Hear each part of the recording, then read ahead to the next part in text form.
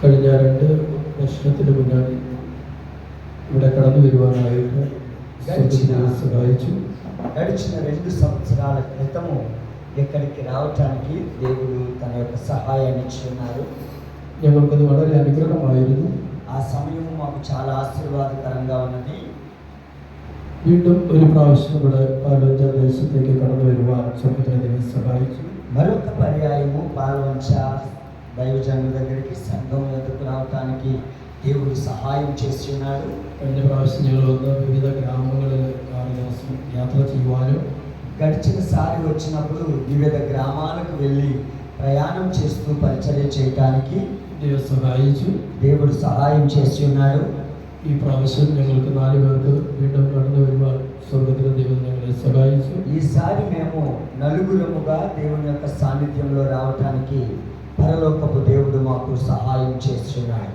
കഴിഞ്ഞ പകൽക്കാലം గడిచిన పగటి కాలము കർത്താവിൻ്റെ ദാസന്മാരിലൂടെ വളരെ വ്യക്തമായി പരിശുദ്ധാത്മാവിനെ കുറിച്ചും യൗവനകാലത്തിൽ സൃഷ്ടാവിനെ അറിയുന്നതിനെ കുറിച്ചും വളരെ വ്യക്തമായി സംസാരിച്ചു. దేవుని యొక్క దాసుల ద్వారా యవ్వన బిడ్డలకు అద్భుతమైన సందేశాన్ని ఉదయకాలం దేవుడు అనుగ్రహించారు. നന്നായി നിങ്ങൾക്ക് ആരാധിക്കുവാൻ പരിശുദ്ധാത്മാവിൽ നിറയുവാൻ സ്വർഗ്ഗത്തിലെ ദൈവം സഹായിച്ചു. കുഞ്ഞുങ്ങളൊക്കെ കരഞ്ഞുകൊണ്ട് ദൈവസന്നിധിയിൽ ആരാധിക്കുന്ന ഒരു ദിവസമായിരുന്നുവല്ലോ. మంచిగా ఆరాధించడానికి దేవుని యొక్క సాన్నిధ్యంలో ఉండటానికి దేవుడు ఎంతో గొప్ప కార్యాన్ని అనుగ్రహించాడు. ఈ రాత్రి വചന പഠനത്തിനായിട്ടാണ് വേർതിരിച്ചിരിക്കുന്നത്. వాక్యము ధ్యానించడానికి మనం ఇక్కడ నిలబడి ఉన్నాం. വളരെ ശ്രദ്ധയോടെ ഇരിക്കുക. శ్రద్ధతో కూర్చోనండి. മനസ്സമായിട്ടിരിക്കരുത്. అటు ఇటు తిరగకూడదు. టైట్ ఇరిക്കണ്ട. స్ట్రిక్ట్గా కూర్చొని అవసరం లేదు. అవసరమైతే కొంచెం ఇలా ఫ్రీ అవ్వండి. కుర్చీలాగా ఫ్రీ చేసుకోండి, గాలి వస్తుంది. రైట్, ఇలా ఏదో స్ట్రిక్ట్ కూర్చోండి, ఫ్రీగా కూర్చోండి. സ്തോത്രം. హల్లెలూయా. ഇന്ന് നമ്മൾ കാണുന്നതായ ഈ ആകാശം, ഈ ഭൂമി, ఇప్పుడు మనం చూస్తున్నటువంటి ఈ ఆకాశము, ఈ భూమి, ഇതിനെക്കുറിച്ചൊരു പഠനമാണ് ഞാൻ ഇന്ന് ആരംഭിക്കുന്നത്. దేనిని గురించి ఒక పఠనము మీకు తెలియచేయాలనుకుంటున్నాను. വിശുദ്ധ വേദപുസ്തകത്തിൽ, పరిశుద్ధ బైబిల్ గ్రంథంలో നമ്മൾ ഒരുപാട് കാര്യങ്ങൾ അറിയേണ്ടതായിട്ടുണ്ട്. మనకి అనేక కార్యాలు తెలియపరిచి ఉన్నారు. ബൈബിൾ നമ്മൾ എല്ലാ ദിവസവും വായിക്കുന്നവരാണ്. బైబిల్ గ్రంథాన్ని అందరూ చదువుతున్నవారు. കഥകൾ കേൾക്കുന്നുണ്ട്, కథలు వింటున్నారు, പ്രസംഗങ്ങൾ കേൾക്കുന്നുണ്ട്, ప్రసంగాలు వింటున్నారు. എന്നാൽ అయినను ബൈബിളിന്റെ ആധികാരികമായിട്ടുള്ള കാര്യങ്ങളെക്കുറിച്ച് നമുക്ക് പലപ്പോഴും അറിവില്ലാത്തവരാണ്. బైబిల్లో ఉన్నటువంటి కొన్ని కార్యముల గురించి మనము చాలా పర్యాయములు తెలియకుండా ఉంటూ ఉన్నాం. ഒരു ഉദാഹരണം ഞാൻ ചോദിക്കാൻ ആഗ്രഹിക്കുകയാണ്. ഒരു ഉദാഹരണം, എക്സാമ്പിൾ ചോദിക്കാൻ ആഗ്രഹിക്കുന്നു. ఒక ఉదాహరణ మీకు చెప్పాలని నేను ఆశపడుతున్నాను. അറിയാവുന്നവര് ഉത്തരം എണീറ്റ് നിന്ന് പറയുക. అది తెలిసిన వారు సమాధానం చెప్పండి. മനുഷ്യനെ ദൈവം എവിടെയാണ് സൃഷ്ടിച്ചത്?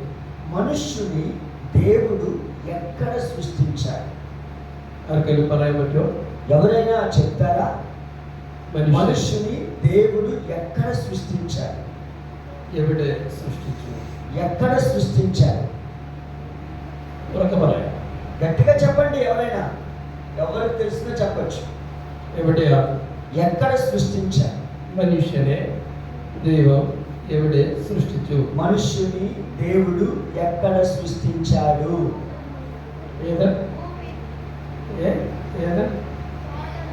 ഏതൻ തോട്ടത്തിൽ അല്ലേ? ഏതൻ തോട്ടത്തിലല്ലേ? അപ്പൊ కొంచెం ഉത്തരം പറഞ്ഞു. ఏదేను తోటలో అని చెప్పాడు ఈ కుర్రాడు. അല്ലേ? ഉറപ്പല്ലേ? ഉറപ്പുള്ളവരെല്ലാം കൈ നോക്കിക്കേ. అవును అన్నవారు చెయ్యకండి. കൈയില്ലേ?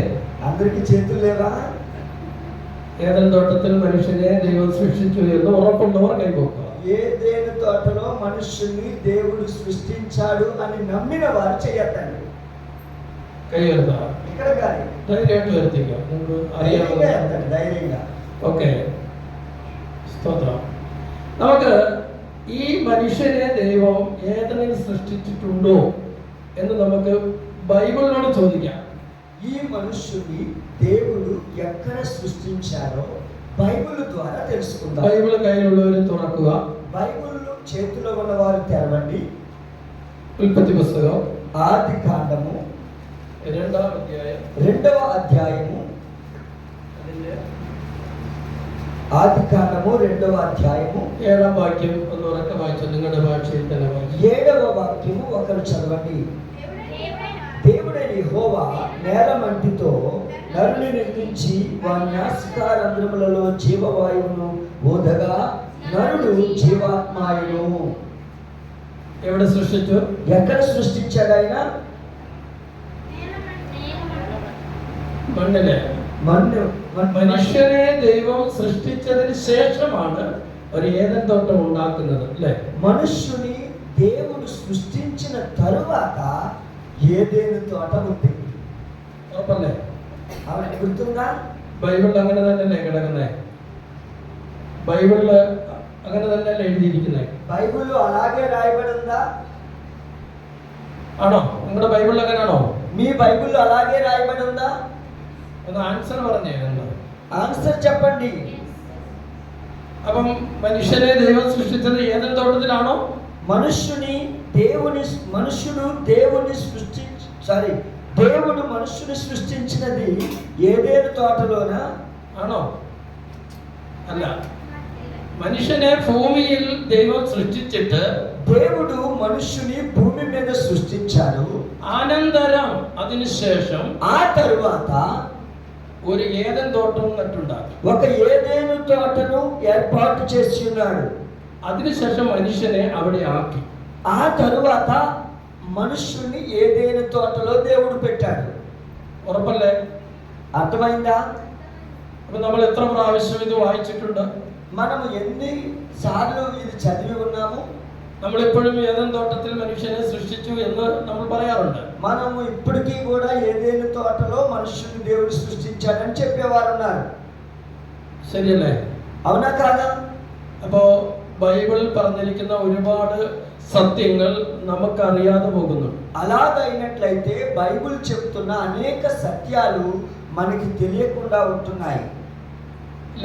ధనవాന്റെ ലാസറിന്റെ కథ ഉണ്ടല്ലോ. ధనవంతుడు లాజరు కథ ఉంది, మనకు తెలుసా? ലാസർ എവിടെ നിന്നാണ് ആഹാരം കഴിച്ചത്? లాజరు ఎక్కడ భోజనం తిన్నాడు? എവിടെ നിന്ന് കഴിച്ചു? ఎక్కడ తిన్నాడు? ధనవాന്റെ మేషెങ്കിൽ നിന്ന് ధనవంతుని యొక్క భోజనపు బల్ల మీద నుంచి పడుతున్నటువంటి భోజనాన్ని తిన్నాడు. ఉറപ്പല്ലേ? గుర్తుందా? ఆ భాగం അറിയാവുന്നവരൊന്ന് വായിച്ചേ. ఆ భాగం చదివిన వారు తీయండి, చదవండి. ఏది భాగമാണ്? యోగనను ఏది భాగం వాయిച്ചു? ఆ భాగం తీయండి. ధనవంతుడు.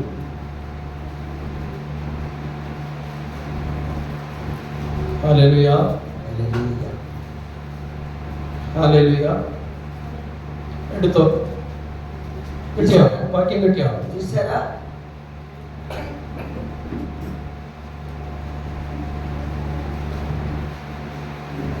കഥ കേട്ടിട്ടുണ്ട്, വാക്യം എവിടെയാണെന്ന് അറിയാൻ വയ്യല്ലേ? కథ విన్నారు కానీ వాక్యం ఎక్కడుందో చూడలేదు కదా. వాక్యం చదవండి, చదవండి. లాజరు ఒక దరిద్రుడు ఉండెను. ఆ వాడు దుర్గులతో నిండినవాడై ధనవంతుని ఇంటి వాకిట పడి ఉండి అతని బల్ల మీద నుండి పడి రొట్టె ముక్కలతో ఆకలి తీర్చుకొని కోరెను. అంతేకాక కుక్కలు వచ్చి వాడి కురుపులు నాకెను. ఆ దరిద్రుడు చనిపోయి దేవదూతల చేత అబ్రహాము రొమ్మున ఆనుకొనుటకు కొనుక్కోబడెను. ధనవంతుడు కూడా చనిపోయి పాతిపెట్టబడెను. అప్పుడు అతడు పాతాళంలో బాధపడుచు కన్నులెత్తి దూరం నుండి అబ్రహామును అతని రొమ్మున ఆనుకొని ఉన్న లాజరును చాలమ్మ, చాలు. దేవుని స్తోత్రం. അവിടെ ധനവാന്റെ മേശയിൽ നിന്നും വീഴുന്ന അപ്പം നുറുക്കുകൾ ലഭിക്കേണ്ടതിന് ആഗ്രഹിച്ചു എന്നല്ലേ?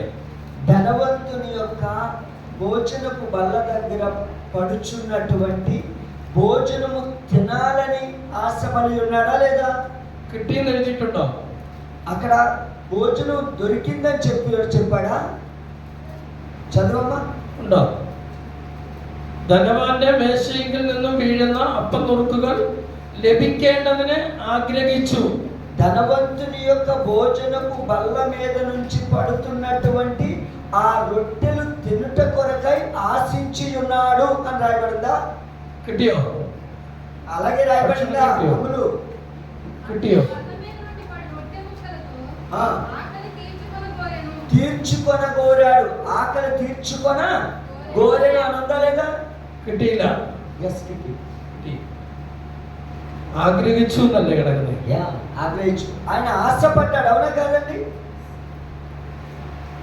ఆకలి తీర్చుకొన కోరెను. കിട്ടിയെന്നുണ്ടോ? ലഭിച്ചു എന്നുണ്ടോ? అది అక్కడ పొందుకున్నాడు, తిన్నాడు అని ఉందా? లేదు. ఆశపడ్డాడు. ఆశపడ్డు. ఆశపడ్డాడు. കിട്ടിയോ? పొందుకున్నాడా? రొట్టెలు దొరికాయా? അല്ലേ? ആശപ്പെട്ടു എന്നല്ലേ എഴുതിയിരിക്കുന്നത്? ఆశపడ్డాడు అని ఉంది, రొట్టెలు దొరికాయా? ലാസർ കിടന്ന സ്ഥലം എവിടെയാ? లాజరు ఉన్న స్థలం ఎక్కడ? ധനവാന്റെ മേശയെങ്കിൽ നിന്നും വീഴുന്ന അപ്പം നുറുക്കുകൾ ലഭിക്കേണ്ടതിന് അവൻ ആഗ്രഹിച്ചു, കിട്ടിയില്ല. അപ്പോൾ ലാസർ എവിടെ കിടന്നു?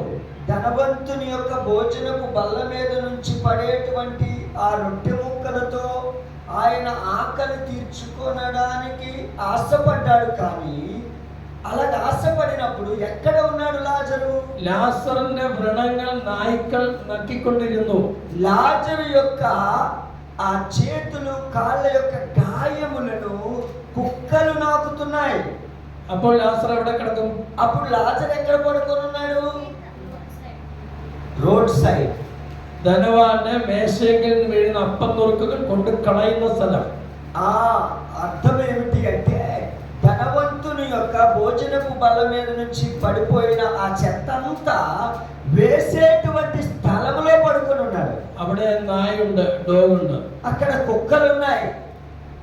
ആ അപ്പ കഷ്ണങ്ങൾ, ఆ ఆ యొక్క റൊട്ടി കഷ്ണങ്ങൾ, ఆ రొట్టె ముక్కలు ഒരെണ്ണം കഴിക്കാൻ ലാസർ ചെല്ലുമ്പോ ఒక యొక్క రొట్టె ముక్క తిందామని లాజరు వెళ్ళినప్పుడు നായ്ക്കൾ അത് കഴിക്കും. ఆ యొక్క లాజరు తినే ముందే కుక్కలు తినేస్తాయి. എന്നിട്ട് നായ്ക്കൾ ലാസറിന്റെ വ്രണം നക്കിക്കൊണ്ടിരിക്കും. ఇప్పుడు ఆ సమయంలో లాజరు కుక్కలు ఎదురు చూస్తున్నాయి. മനസ്സിലായോ? అర్థమైందా?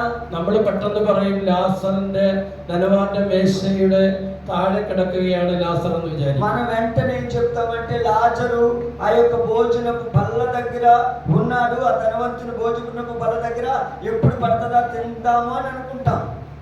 ലാസറിന് ആഹാരം കിട്ടിയിട്ടില്ല. లాజరుకి ఆహారం దొరకలేదు. അങ്ങനെ ദരിദ്രനായി തന്നെ ലാസർ മരിച്ചു. അങ്ങനെ ദരിദ്രനായി ఆ విధమైనటువంటి దరిద్రునిగా లాజరు ఉన్నాడు. മരിച്ചു. ఆయన అలాగనే మరణించిపోయాడు. ലോകത്തിൽ ఈ లోకంలో ദൈവത്തെ സേവിക്കുകയും దేవుణ్ణి సేవిస్తూ ദൈവം സ്നേഹിക്കുകയും ചെയ്യുന്ന దేవుణ్ణి ప్రేమిస్తూ ఉన్నటువంటి అనేక కష్టങ്ങളിലൂടെ కടന്നു పోകേണ്ടതായിട്ട് వారు అనేక కష్టములలో నుంచి వెళ్తూ ఉన్నారు. ലാസർ అనేక కష్టങ്ങളിലൂടെ കടന്നുപോയി. లాజరు అనేక కష్టాలు గుండా వెళ్ళి ఉన్నాడు. ദൈവത്തോടൊപ്പം നിത്യം അബ്രഹാമിന്റെ മടിത്തട്ടിൽ ഇരിപ്പാനിടയായി. దేవుడు ద్వారా ఆయన అబ్రహాము యొక్క ఒడిలోనికి తీసుకుని వెళ్ళబడ్డాడు. ലാസറിന് പിന്നെ എപ്പോഴെങ്കിലും ധനവും വീടും ആറും ഒക്കെ കൊടുത്തതായിട്ട് പറയുന്നുണ്ടോ? లాజరుకి ఎప్పుడైనాను ధనము అలాగనే కారు భూమి ఉన్నాయన్నట్టు రాయబడిందా? ഉണ്ടോ? ഇല്ലല്ലോ. ఉన్నాయా లేవా? ധനവാന്റെ ധനം എടുത്തു കളഞ്ഞതായിട്ട് പറയുന്നുണ്ടോ? ధనవంతుని యొక్క ధనము എടുത്ത് കളഞ്ഞതായിട്ട് പറയുന്നുണ്ടോ? ധനവാന്റെ സമ്പത്ത് ദൈവം നശിപ്പിച്ചു. ధనవంతుని యొక్క ధనాన్ని దేవుడు నశింపజేస్తున్నాడని ఎప్పుడైనా చెప్పబడిందా? നശിപ്പിച്ചോ? ഇല്ലല്ലോ. నశింపజేస్తున్నాడని చెప్పబడిందా? ധനവാൻ ധനത്തോടു കൂടി തന്നെ ഭൂമിയിൽ മരിച്ചു. ధనవంతుడు తన ధనముతోనే ఈ భూమి మీద చనిపోయాడు.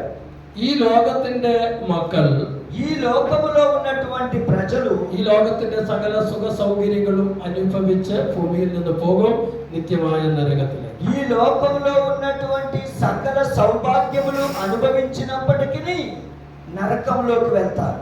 എന്നാൽ కానీ ദൈവത്തെ സ്നേഹിക്കുന്ന, దేవుణ్ణి సేవిస్తున్న, ദൈവം സ്നേഹിക്കുന്ന മക്കൾ, దేవుణ్ణి ప్రేమిస్తున్న, దేవుడు ప్రేమిస్తున్న పిల్లలు അനേക കഷ്ടങ്ങളിലൂടെ అనేక కష్టముల గుండా നിത്യതയിലേക്ക് എത്തും. నిత్యత్వములోనికి వెళ్తారు. യേശു പറഞ്ഞു, యేసు చెప్పాడు, ഈ വഴി വളരെ ഇടുക്കവും ഞെരുക്കവും ഉള്ളവരത്രേ. ఇక్కడ ఇబ్బందులు కష్టాలు ఉన్న పరిస్థితులు, എന്നാൽ വിശാലമായ വഴി ഉണ്ട്. అక్కడ ఒక విశాలమైన మార్గం ఉన్నది. അതിലൂടെ കടക്കുന്നവർ അനേകരാകുന്നു. అందులో నుంచి వెళ్ళిపోయేవారు అనేకులు. ഇടുക്ക് വഴിയിലൂടെ കടക്കുന്നവർ, ഇടുക്ക് വഴി കണ്ടെത്തുന്നവർ ചുരുക്കമത്രേ. ఇరుకు మార్గమును చూసేవారు చాలా తక్కువ మంది. കാലം അതിന്റെ അന്ത്യത്തിലേക്ക് എത്തി നിൽക്കുന്നതായ ഈ യുഗം, కాలము అంత్య దినములలోనికి వెళ్తున్నటువంటి ఈ సమయం, ഈ ലോകത്തിലുള്ളതിനെ കുറിച്ചല്ല നമുക്ക് ചിന്തിക്കേണ്ടത്. ఈ లోకము గురించి కాదు మనం ఆలోచన చేయవలసినది. നമ്മുടെ ഈ ശരീരം വിട്ടാൽ, ఈ శరీరం మనం విడిచిపెట్టినను നമുക്ക് വേണ്ടി കർത്താവ് ഒരുക്കി വെച്ചിരിക്കുന്ന ഒരു നിത്യമായ വാസസ്ഥലമുണ്ട്. మన కొరకు నిత్యమైనటువంటి రాజ్యమును దేవుడు స్థాపించిన స్థలం ఉన్నది. അവിടെ കഷ്ടമില്ല, అక్కడ కష్టం ఉండదు, ദുഃഖമില്ല, దుఃఖం ఉండదు, കണ്ണുനീരില്ല, కన్నీరు ఉండదు, സന്തോഷമായ సంతోషమయమైనటువంటి നിത്യമായ യുഗം. నిత్యమైనటువంటి సమయం. എന്നാൽ ഈ ഭൂമിയിൽ ఈ భూమిలో ദൈവത്തിന്റെ ഹിതത്തിന് വിരുദ്ധമായി దేవుని యొక్క చిత్తమునకు వ్యతిరేకముగా ഈ ലോകത്തിന്റെ സമ്പത്തും ധനവും സമ്പാദിച്ച് ఈ లోకంలో ఉన్నటువంటి డబ్బు ధనము సంపాదించి അല്പകാലത്തേക്കുള്ള ഈ ജീവിതത്തിൽ అల్పకాలమైనటువంటి ఈ జీవితంలో സുഖം അനുഭവിച്ച് ജീവിച്ചിട്ട് సుఖము అనుభవించి జీవించి ഏറിയ കാലം നിത്യമായ ഈ യുഗം നിത്യ നരകത്തിലേക്ക് പോകാനിടയായി. నిత్యత్వమైనటువంటి సమయము నిత్య నరకానికి వెళ్ళడానికి జరుగుతూ ఉన్నది. നമുക്ക് ഏതാണ് വേണ്ടുന്നത്? మనకి ఏది కావాలి? ദൈവത്തോടൊപ്പം നിത്യമായ വാസസ്ഥലം വേണോ? దేవునితో నిత్య నివాసము మనకి కావాలా? ഈ പിശാചിനോടൊപ്പം నిత్యമായ അതും ഒരു വാസസ്ഥലമാണ്. ఈ సాతానుని యొక్క నిత్యమైనటువంటి అది ఒక స్థలము. രണ്ടും നിത്യതയാണ്. రెండు నిత్యత్వము కలిగినవే. ഒന്ന് నిత్యമായി ദൈവത്തോടൊപ്പം വാസം, నిత్యం ఒకటి నిత్యము దేవునితో ఉండేటువంటి స్థలము. അല്ല രണ്ടാമത്തെ നിത്യത നിത്യവും പിശാചിനോടൊപ്പമുള്ള വാസം. రెండవది నిత్యము సాతానుతో ఉండే నివాసం. അവിടെ പല്ലുകടിയുണ്ട്, കരച്ചിലുണ്ട്, അവിടെ കഷ്ടതയുണ്ട്, തീയുണ്ട്, ഗന്ധകമുണ്ട്, പുഴുവുണ്ട്, ചാകാത്ത പുഴുവുണ്ട്, സകലതും അടങ്ങിയ നിത്യ നരകം. ఆ సాతాను ఉండేటువంటి ఆ నిత్య నరక స్థలములో పళ్ళు కొరుకుట ఉన్నాయి, ఏడుపులు ఉన్నాయి. అలాగనే ప్రియులరా అగ్ని ఆరదు, పురుగు సావదు. అలాగనే అక్కడ వేదన, దుఃఖము, భయంకరమైనటువంటి రోదన ఉన్నది. ദൈവം ആഗ്രഹിക്കുന്നത്, దేవుడు ఆశించుచున్నది, ഒരു മനുഷ്യനും ఒక మనుషుడు కూడా ആ നിത്യ തീപ്പൊയ്കയിൽ പോകരുത് എന്ന് ആഗ്രഹിക്കുന്നു. ఆ నిత్యత్వములోనికి అనగా నరకానికి వెళ్ళకూడదని దేవుడు ఎదురు చూస్తున్నాడు. അതുകൊണ്ട് നിത്യനായ ദൈവം అందువలనే నిత్యమైన దేవుడు തന്റെ സ്വന്തം പുത്രനെ ലോകത്തിലേക്ക് നൽകിയത് తన సొంత కుమారుడిని ఈ లోకంలోనికి పంపించి ఉన్నాడు. നമ്മുടെ പാപങ്ങൾക്ക് വേണ്ടി, మన పాపముల కొరకు, നമ്മുടെ ശാപങ്ങൾക്ക് വേണ്ടി మన శాపముల కొరకు ക്രൂശിൽ മരിച്ചു. కలువరి శిలువలో మరణించాడు. നമ്മുടെ ജീവിതത്തിൽ സമാധാനം തരുവാൻ, మన జీవితంలో సమాధానమునివ్వడానికి, ഈ ലോകത്തിന്റെ കഷ്ടതകളുടെ നടുവിലൂടെ പോകുമ്പോഴും ఈ లోకములో ఉన్న కష్టాలను గుండా వెళ్తున్నప్పుడు കഷ്ടതയെ ജയിക്കുവാനുള്ള ദൈവകൃപ നമ്മളിലേക്ക് പകർന്ന് కష్టమును జయించడానికి కావలసిన దేవుని కృపను మనకు అనుగ్రహించి, ഈ ഭൂമിയിലെ പാപത്തെ ജയിച്ച് ఈ భూమి మీద పాపమును జయించి ദൈവത്തോടൊപ്പം വാസം ചെയ്യേണ്ടതിന് దేవునితో నివాసము చేయడానికి മഹത്തായ രക്ഷ మొదటగా వచ్చిన రక్షణ ദൈവം നമുക്ക് നൽകിയിട്ടുണ്ട്. దేవుడు మనకిచ్చి ఉన్నాడు. നമുക്ക് യാത്ര ചെയ്യുവാൻ మనము ప్రయాణించడానికి ഒരു വഴികാട്ടി ఒక మార్గం ఉన్నది. ഈ വിശുദ്ധ വേദപുസ്തകമാണ്. ఆ మార్గమే ఈ పరిశుద్ధ బైబిల్ గ్రంథం. ഇത് വായിക്കുക, ఇది చదవండి, ഇത് ధ్യാനിക്കുക, ఇది ధ్యానించండి, ദൈവസന്നിധിയിൽ പ്രാർത്ഥിക്കുക, దేవుని సన్నిధిలో ప్రార్థించండి. സന്തോഷകരമായ ഒരു ക്രിസ്തീയ വിശ്വാസ ജീവിതം നയിക്കുക. సంతోషకరమైన క్రైస్తవ విశ్వాస జీవితాన్ని ధరించుకోనండి. സ്തോത്രം. హల్లెలూయా. ഞാൻ ഇപ്പൊ മുഖവര പറഞ്ഞു എന്നേ ഉള്ളൂ. నేను ఇది కొద్ది మాత్రమే చెప్తూ ఉన్నాను. നമുക്ക് വിഷയത്തിലേക്ക് കടക്കാം. మనము విషయంలోనికి వెళ్ళిపోదాం. ഉൽപ്പത്തി പുസ്തകം 1-ാം അധ്യായം ఆది కాండము 1వ అధ్యాయము 1-ാം വാക്യം വായിക്കും. 1వ వాక్యం చదువుదాం. ఆది కాండము 1వ అధ్యాయం 1వ వాక్యం. ఆదియందు దేవుడు భూమి ఆకాశములను సృజించెను. ആദിയിൽ ദൈവം ఆదియందు దేవుడు ആകാശവും ഭൂമിയും സൃഷ്ടിച്ചു. భూమి ఆకాశములను సృజించెను.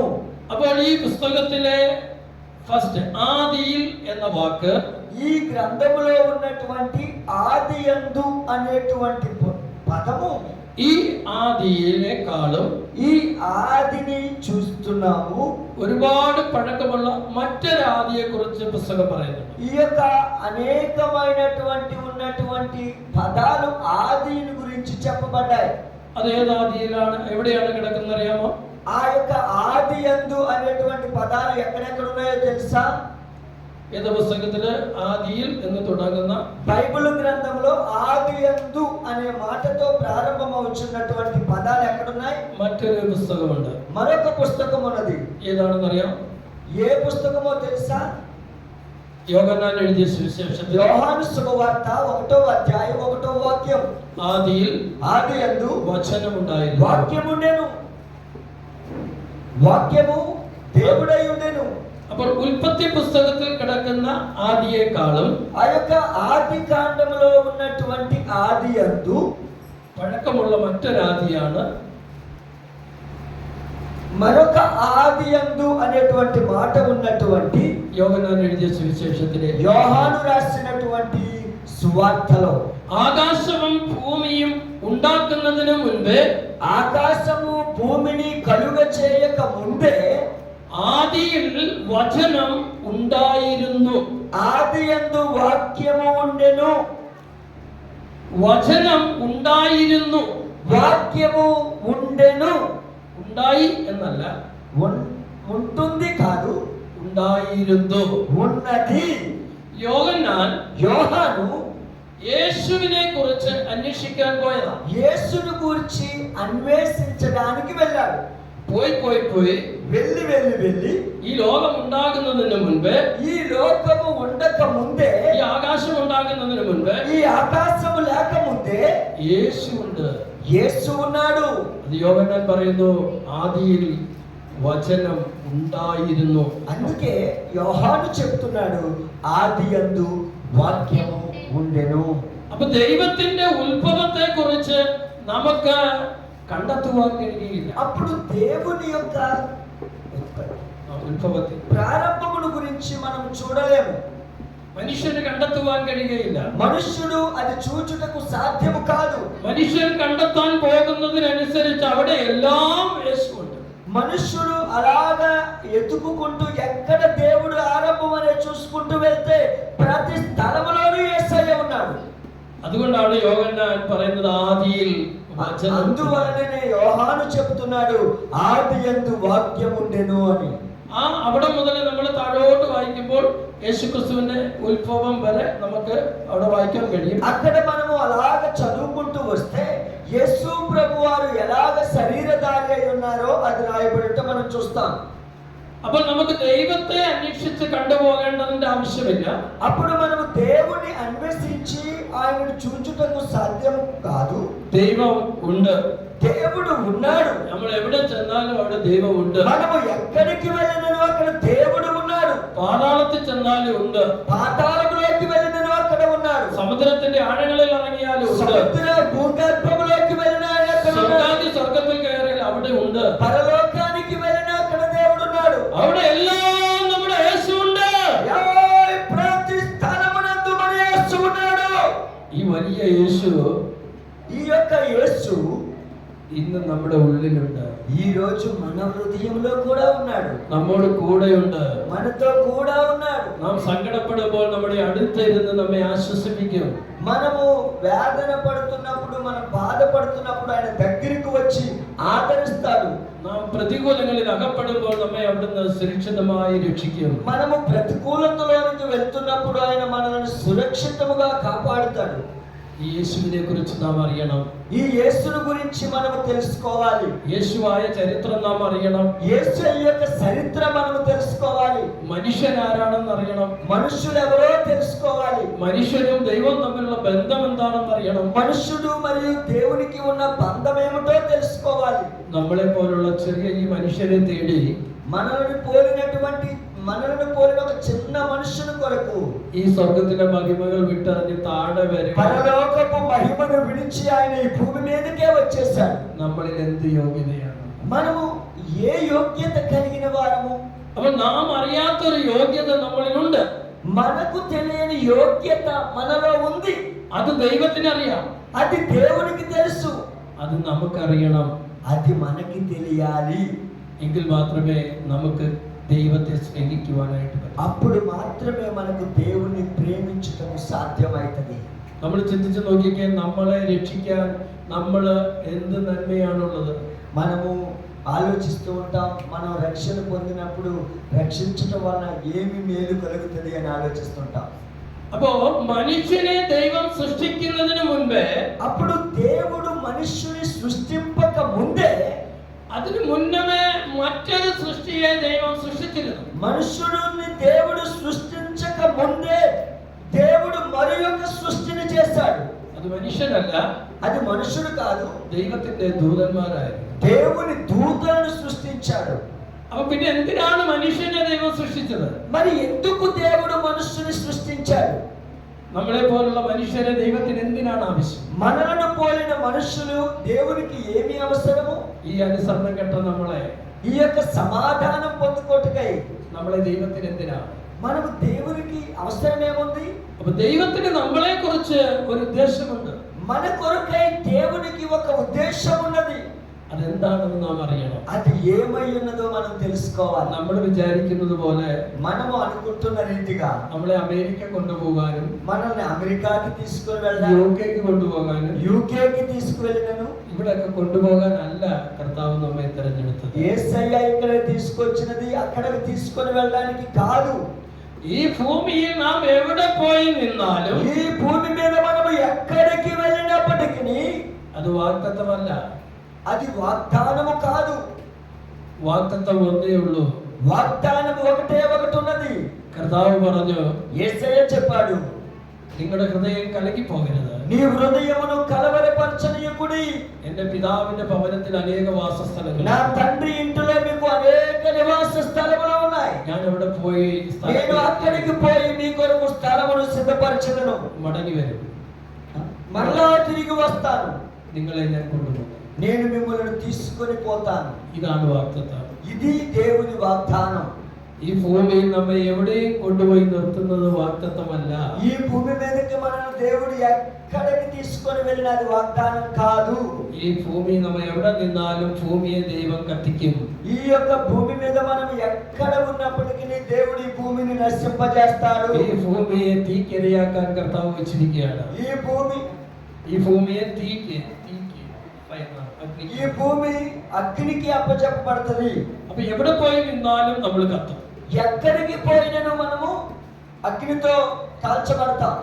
അതുകൊണ്ട് అందువలన നാം ആയിരിക്കുന്ന സ്ഥലങ്ങളിൽ, మనము కూర్చున్న స్థలములలో, നമ്മുടെ ഭവനങ്ങളിൽ, మన యొక్క ఇంట్లలో, നമ്മൾ ജോലി ചെയ്യുന്ന സ്ഥാപനങ്ങളിൽ, మన ఉద్యోగాలు చేస్తున్న స్థలములలో എപ്പോഴും നമുക്കൊരു ലക്ഷ്യമുണ്ടായിരിക്കണം. ఎప్పుడు కూడా మనకు ఒక లక్ష్యం ఉండాలి. അമേരിക്ക പോകുന്നത് ചിലപ്പോൾ അടുത്ത വർഷമായിരിക്കാം. అమెరికా పోయేది వచ్చే సంవత్సరానికి మార్చుకుందాం.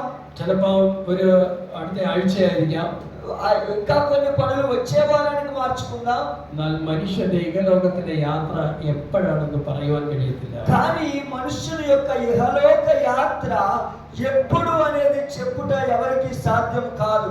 അപ്പൊ ഒരു വാഗ്ദത്തമായ നിത്യ കനാനിൽ പോകുവാൻ നാം എപ്പോഴും ഒരുങ്ങി നിൽക്കണം. అప్పుడు ఒకే ఒక వాగ్దానం చెబుతున్నాను, నిత్య రాజ్యంలోనికి వెళ్ళటానికి మనం ఎప్పుడు ఎదురు చూడాలి. അതിനു വേണ്ടിയിട്ടാണ് ഈ മീറ്റിംഗ്, സൺഡേ ആരാധന, വർഷിപ്പ്, ഇതെല്ലാം അതിനു വേണ്ടി മാത്രമാണ്. దాని కొరకే ఈ యొక్క ఆరాధన, ఆదివారం ఆరాధన, మిగిలిన ప్రార్థనలు ఇవన్నీ దాని కొరకే. സ്തോത്രം. స్తోత్రం. ഓക്കെ, അപ്പൊ എല്ലാവരും ഫ്രീ ആയോ? అందరికీ అర్థమవుతుందండి? ഇനി നമുക്ക് ഭൂമിയെ കുറിച്ച് പഠിക്കാം. ഭൂമിയെ കുറിച്ച് പഠിക്കാം. ఇప్పుడు మనం భూమి గురించి ఆకాశం గురించి నేర్చుకుందాం. ఓకే. ഉൽപ്പത്തി പുസ്തകത്തിൽ കാണുന്ന ఆది కాండములో చూస్తున్న ആ ആകാശവും ഭൂമിയും എന്ന് പറയുന്നത് ఆ ఆకాశము భూమి అని చెప్పబడుచున్నది. അത് ദൈവത്തിന്റെ വചനത്താൽ ഉളവായതല്ല. అది దేవుని యొక్క వాక్యము ద్వారా కలిగినది కాదు. ആ ആകാശവും ഭൂമിയും ఆ ఆకాశము భూమి ദൈവത്തിന്റെ കൈപ്പണിയായി സൃഷ്ടിച്ചതാണ്. దేవుని చేతితో കൈപ്പണിയായി സൃഷ്ടിച്ചതാണ്. കൈകൊണ്ട് സൃഷ്ടിച്ചത്. దేవుని చేతితో సృష్టించినది. തെളിവ് എക്സാമ്പിൾ ఒక ఉదాహరణ, ഈ കാണുന്ന ഭൂമി, ఈ కనబడుతున్న భూమి ഇത് ഭൂമിയാണ്. ఇది భూమి. చూడండి, കാണാമല്ലോ. కనబడుతుందండి భూమి. ഭൂമി ഇത് ആകാശമാണ്. മുകളിൽ കാണുന്ന സ്ലാബ് ആകാശമാണ്. ఈ యొక్క സ്ലാബ് ఆ ఫ్యాన్ మధ్యలో ఉన్న స్థలం ఆకాశము. ആ വൈറ്റ് കളർ ആകാശമാണ്. ఆ వైట్ కలర్ ఆకాశము, ఇది భూమి అనుకోండి. അപ്പൊ ദൈവം സൃഷ്ടിച്ച ആദ്യത്തെ ഭൂമിയും అప్పుడు దేవుడు సృష్టించినటువంటి ఆది యందు భూమి ആകാശവും. ఆకాశము. അവിടെ നമ്മൾ സമുദ്രം കാണുന്നില്ല. అక్కడ మనకి సముద్రము కనబడటలేదు. ഉൽപ്പത്തി പുസ്തകത്തിൽ തുടങ്ങുമ്പോൾ ആകാശവും ഭൂമിയെയും ദൈവം സൃഷ്ടിക്കുന്നു. ఆది కాండము మనం మొదలు చూసినట్లయితే ఆది యందు దేవుడు భూమి ఆకాశములను సృజించెను అని ఉంది. നമുക്ക് രണ്ട് വാക്യങ്ങൾ വായിക്കാം. మనము రెండు వాక్యాలు చదువుదాము. സങ്കീർത്തനം కీర్తనల గ్రంథము 102:25. 102:25 చదువుదాం. కీర్తనల గ్రంథం 102:25. పూర్వమే నీవు భూమికి పునాది వేసితివి, ఆకాశములో కూడా నీ చేతి పనులే. అవి నశించును గాని నీవు నిలిచియుందువు, అవి అన్నయు వస్త్రము వలె పాతగిలును.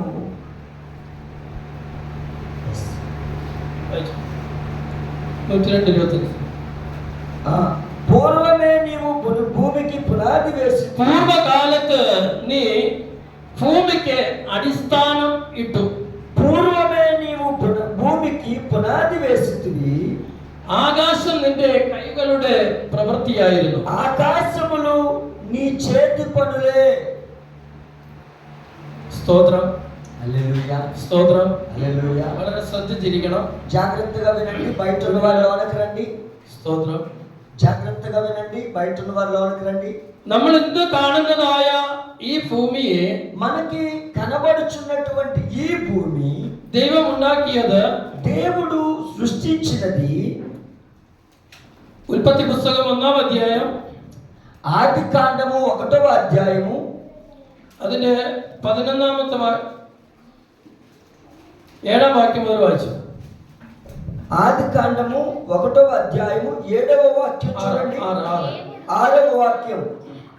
ദൈവം വെള്ളങ്ങളുടെ മധ്യേ ഒരു വിധാനം ഉണ്ടാകട്ടെ. దేవుడు జలముల మధ్యన ఒక విశాలము కలుగు చేసిన, അത് വെള്ളത്തിനും വെള്ളത്തിനും തമ്മിൽ വേർതിരിവാകട്ടെ, ఆ జలములను ఈ జలములను వేరుపరచును എന്ന് കൽപ്പിച്ചു. వేరుపరచుగాకని ఆజ్ఞ ఇచ్చెను. വിധാനം ഉണ്ടാക്കിയിട്ട് ദൈവം വിധാനത്തിന് കീഴിലുള്ള വെള്ളവും, దేవుడు ఆ విశాలము చేసి విశాలము క్రింద ఉన్న జలము, విశాలము మీద ఉన్న జలమును വിധാനത്തിന് മുകളിലുള്ള വെള്ളവും തമ്മിൽ വേർതിരിച്ചു. వేరుపరచగా ఆ ప్రకారమాయను. ദൈവം വിധാനത്തിന് ആകാശം എന്ന് പേരിട്ടു. దేవుడు ఆ విశాలమునకు ఆకాశం అని పేరు పెట్టెను. സന്ധ്യയായി ഉഷസായി 2-ാം ദിവസം సమస్తమును అస్తమయమును ఉదయమును కలుగుగా 2వ దినమాయను. ദൈവം ആകാശത്തിന് കീഴിലുള്ള വെള്ളം, దేవుడు ఆకాశము క్రిందున్న జలము ഒരു സ്ഥലത്ത് കൂടട്ടെ, ఒక చోటనే కూర్చబడి ഉണങ്ങിയ നിലം കാണട്ടെ എന്ന് കൽപ്പിച്ചു.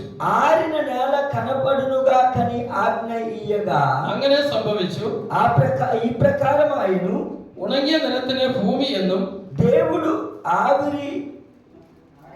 ఆరిన నేలను భూమి అని, വെള്ളത്തിന്റെ കൂട്ടത്തിന് സമുദ്രമെന്നും പേരിട്ടു.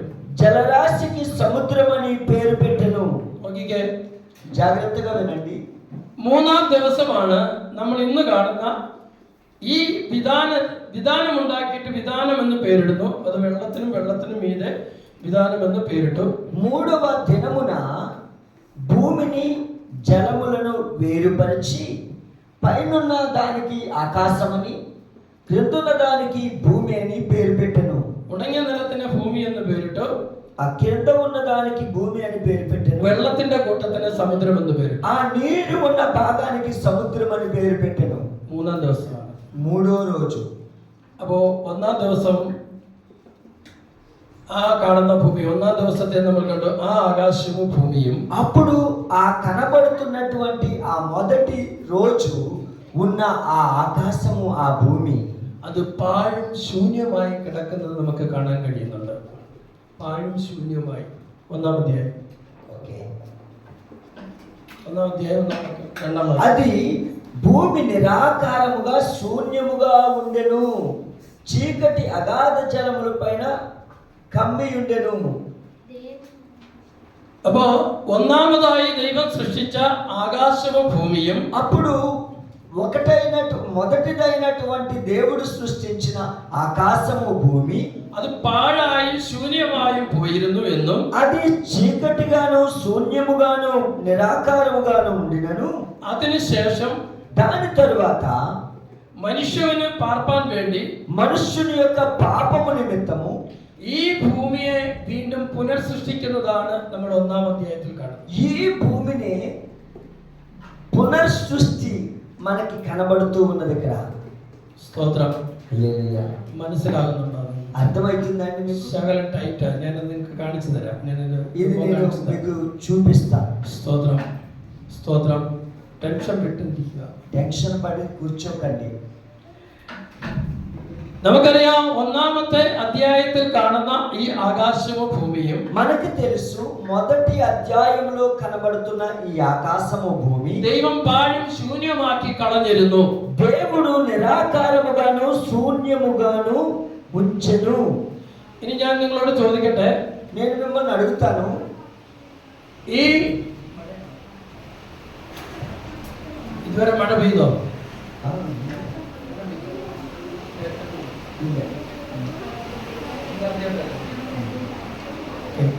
സ്തോത്രം. హల్లెలూయా. ഈ ഭൂമി ഉണ്ടായിട്ട്, അല്ലെങ്കിൽ മനുഷ്യൻ ഭൂമിയിൽ ഉണ്ടായിട്ട് എത്ര വർഷമാകുന്നു എന്നറിയാമോ? ఈ భూమిని కలుగ చేసి ఎన్ని సంవత్సరాలు అవుతుందో మీకు తెలుసా?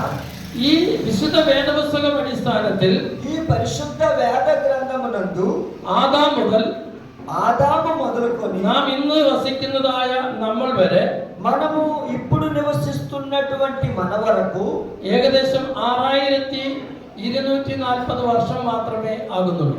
6240 సంవత్సరాలగుచున్నది. എന്നാൽ అయినను ശാസ്ത്രലോകം, శాస్త్రము చెబుతున్నది, ఈ లోకం ലക്ഷക്കണക്കിന് വർഷങ്ങൾ പഴക്കമുള്ള ഫോസിലുകൾ, సైంటిస్టులు చెప్తున్నారు లక్షల సంవత్సరాలు అవుతుందని చెప్తున్నారు. മ്യൂസിയത്തിൽ ഇരിപ്പുണ്ട്. మ్యూజియంలో చెప్పబడుతున్నది. അപ്പൊ ലക്ഷക്കണക്കിന് വർഷങ്ങൾ പഴക്കമുണ്ട് ഈ ഭൂമിക്കെന്ന് ശാസ്ത്രം പറയുമ്പോൾ, అప్పుడు లక్షల సంవత్సరాల క్రితమే భూమి ఉంది అని సైంటిస్టులు చెప్తున్నప్పుడు വിശുദ്ധ വേദപുസ്തകം പറയുന്നു 6300 വർഷമേ ആയിട്ടുള്ളൂ. పరిశుద్ధ బైబిల్ గ్రంథం చెప్తుంది 6300 సంవత్సరాలు అయింది భూమిని సృష్టించని చెప్తుంది. അപ്പൊ ബൈബിൾ തെറ്റാണോ, ശാസ്ത്രം തെറ്റാണോ? అప్పుడు బైబిల్ తప్ప లేక శాస్త్రము తప్ప? നിങ്ങൾ പറ. చెప్పండి, బైబిల్ తప్ప, శాస్త్రం తప్ప, సైంటిస్ట్ తప్ప? രണ്ടും കറക്റ്റാണ്. ആരാ പറഞ്ഞു? രണ്ടും കറക്റ്റ്. രണ്ടും കറക്റ്റാണ്. മലയാളം അറിയാം? മലയാളം അറിയാം. രണ്ടും കറക്റ്റാ. రెండు కరెక్ట్. എങ്ങനെ കറക്റ്റ് ആവും? ఎందుకు కరెక్ట్? നമ്മൾ ഈ ഉൽപ്പത്തി പുസ്തകത്തിൽ കാണുന്ന, మనము ఈ ఆది కాండములో కనబడుతున్నటువంటి പാഴും ശൂന്യമായി കിടന്ന ഭൂമിని నిరాకారముగాను శూన్యముగాను చేసినటువంటి ఆ భూమి ലക്ഷക്കണക്കിന് വർഷങ്ങൾ പാഴും ശൂന്യമായി കിടന്നിരുന്നു. లక్షల సంవత్సరాల క్రితము నుండి అది శూన్యముగా నిరాకారముగా కనబడుతున్నది.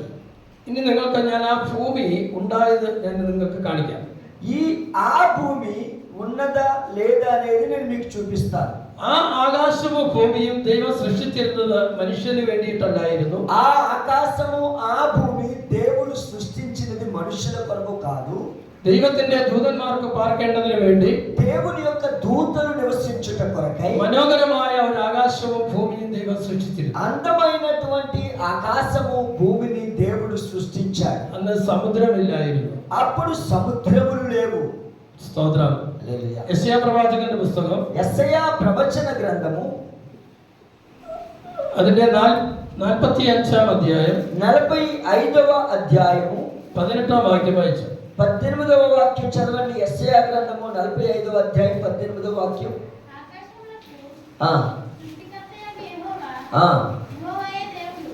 ఆ ఆయన భూమిని కలుగజేసి ఆ దాన్ని సిద్ధపరిచి ఆ స్థిరపరిచెను. ఆ నిరాకారముగా ఉండునట్లు ఆ ఆయన దాన్ని సృజింపలేదు. ఆ నివాస స్థలమగునట్లుగా దాన్ని సృజించెను. ఆ ఆయన సెలవిచ్చినదేమనగా, ఆ యెహోవాను నేనే, ఆ మరి ఏ దేవుడును లేడు. ఆ అంధకార అంధకార దేశములోని మరుగు చోటును నేను మాట్లాడలేదు. മതി മതി മതി.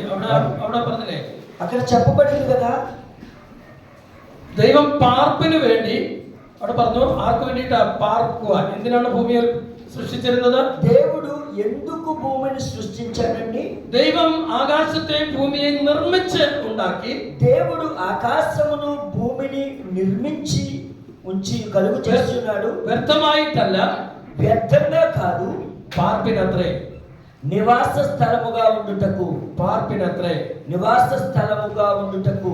നമുക്കറിയാം, ഇയ്യോബിന്റെ പുസ്തകം మనకి తెలుసు, యోబు గ్రంథంలో 38-ാം അധ്യായത്തിൽ 38వ అధ్యాయంలో അവിടെ ഇയ്യോബ് രണ്ട് സഹോദരന്മാരോട് സംസാരിച്ചു കൊണ്ടിരുന്നു. ఆ యొక్క యోబు ఇద్దరు సహోదరులతో మాట్లాడుతూ ఉన్నాడు.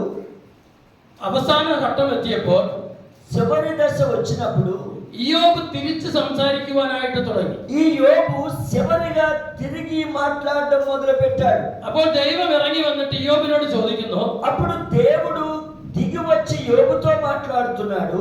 വായിച്ചു നോക്കിക്കേ, 38-ാം അധ്യായം 1-ാം വാക്യം చూడండి, 38వ అధ్యాయం చూడండి, 1వ వాక్యం.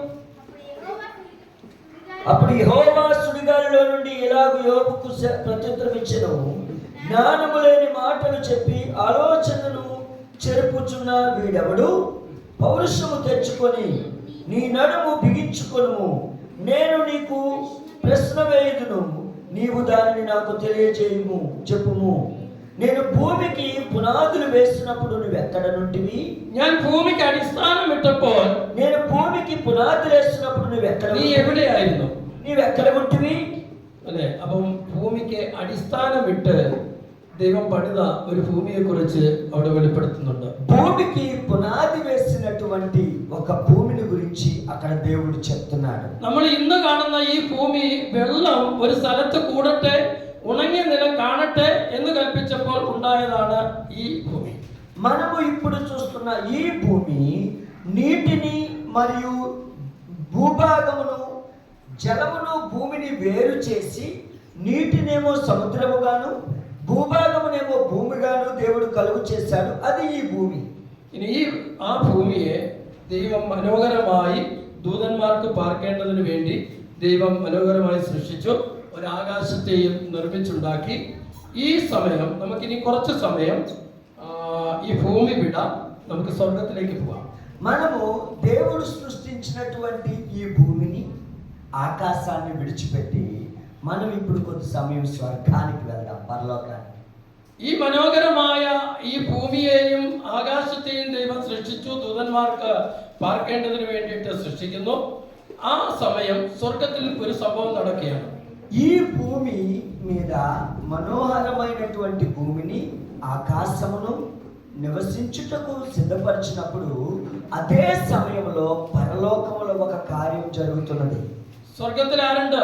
పరలోకంలో ఎవరున్నారు? ദൈവമുണ്ട്. దేవుడున్నాడు. അല്ലെ? പിതാവ്, പുത്ര, తండ్రి, కుమార, పరిశుద్ధాత్ముడు ത്രിത്വം ഏകത്വമായി സ്വർഗത്തിലുള്ള ఏక దేవుడు పరలోకంలో ఉన్నాడు.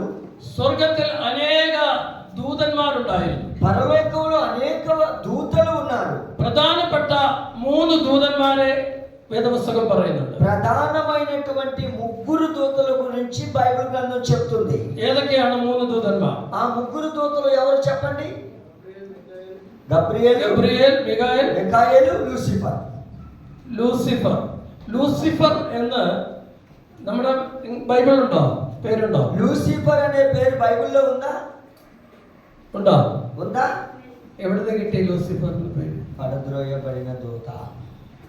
മിഖായേൽ എന്നും ഗബ്രിയേൽ എന്നും വിശുദ്ധ വേദപുസ്തകത്തിലുണ്ട്. మిఖాయేలు మరియు గాబ్రియేలు అనే దూతల పేర్లు బైబిల్ గ్రంథంలో ఉన్నాయి.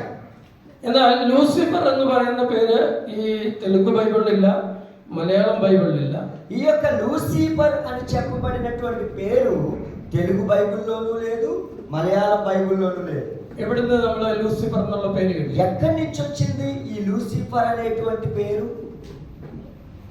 ഇംഗ്ലീഷ് ബൈബിളിലുണ്ടോ? ఇంగ్లీష్ బైబిల్లో ఉందా?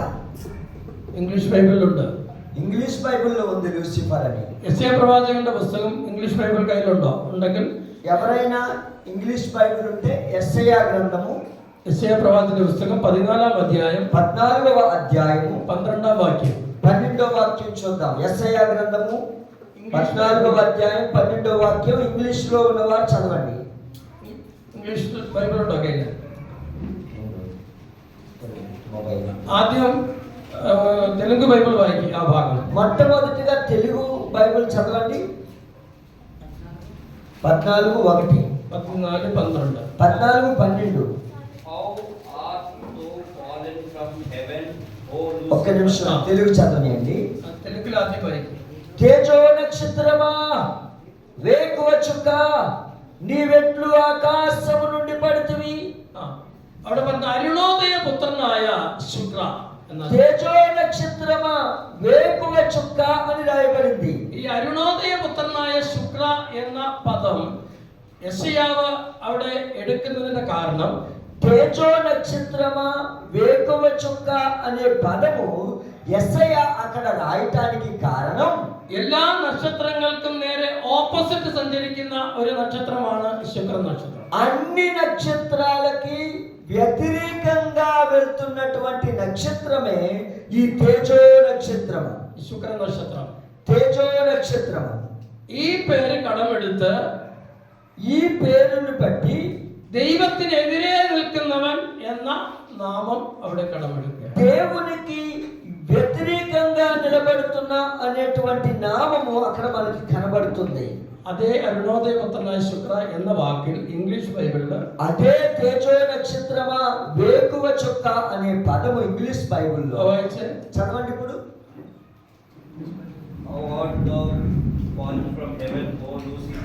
ലൂസിഫർ. లూసిఫర్.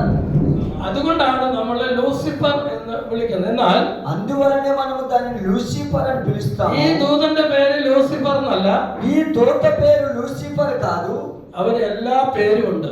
దానికి అనేక పేర్లు ఉన్నాయి. ഈ പുസ്തകത്തിൽ നമുക്ക് കാണാം ഇരുട്ടിന്റെ ദൂതൻ, ఈ పుస్తకములు మనం చూడగలము చీకటి దూతలు, പഴയ പാമ്പ്, పాము, അന്ത്യക്രിസ്തു, എതിർക്രിസ്തു, ദുഷ്ടൻ, దుష్టుడు, అపవాది, చీకటి, പരമശിവൻ. అనేకమైన పేర్లు ఉన్నాయి వాడికి. 33 കോടി പേരുകൾ. 33 కోట్ల పేర్లు ఉన్నాయి. ഏത് പേരിട്ട് വിളിച്ചാലും അവൻ വിളിയേക്കും. ఏ పేరు పెట్టినా అదే కనబడుతుంది అక్కడ. എന്നാൽ ഗബ്രിയേൽ എന്നും മിഖായേൽ എന്നും ഉള്ള പേര് ആ പേര് തന്നെയുള്ളൂ.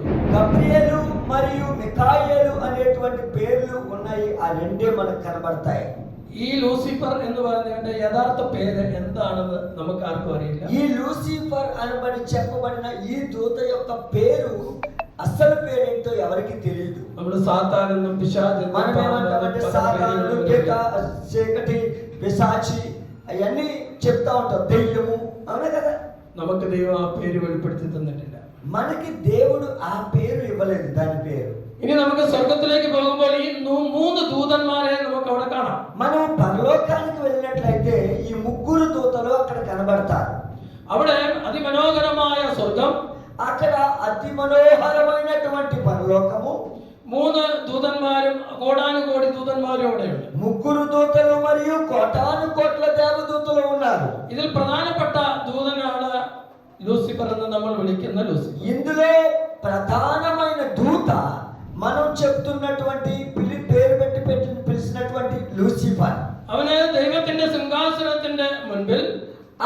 లూసిఫర్ దేవుని యొక్క సింహాసనం ముందు അവിടെ ഇരുന്ന് ദൈവത്തെ ഇങ്ങനെ വാഴ്ത്തിപ്പാടുന്ന ഒരു ജോലിയായിരുന്നു. అక్కడ దేవుని యొక్క సాన్నిధ్యములో ముందు ఉండి ఇలాగ ఆడించేటువంటి పని ఉన్నది. ഈ ദൂതൻ പാപം ചെയ്തപ്പോൾ ఈ దూత పాపం చేసినప్పుడు ഇവനെ വെട്ടി താഴേക്ക് ഇടുകയാണ്. అది వెంటనే కిందకు నెట్టబడినది. ആ താഴേക്ക് ഇടുമ്പോൾ ఆ క్రిందకు నెట్టబడినప్పుడు ഈ ഭൂമി ഇവൻ അവകാശമാക്കാതിരിക്കാൻ ఈ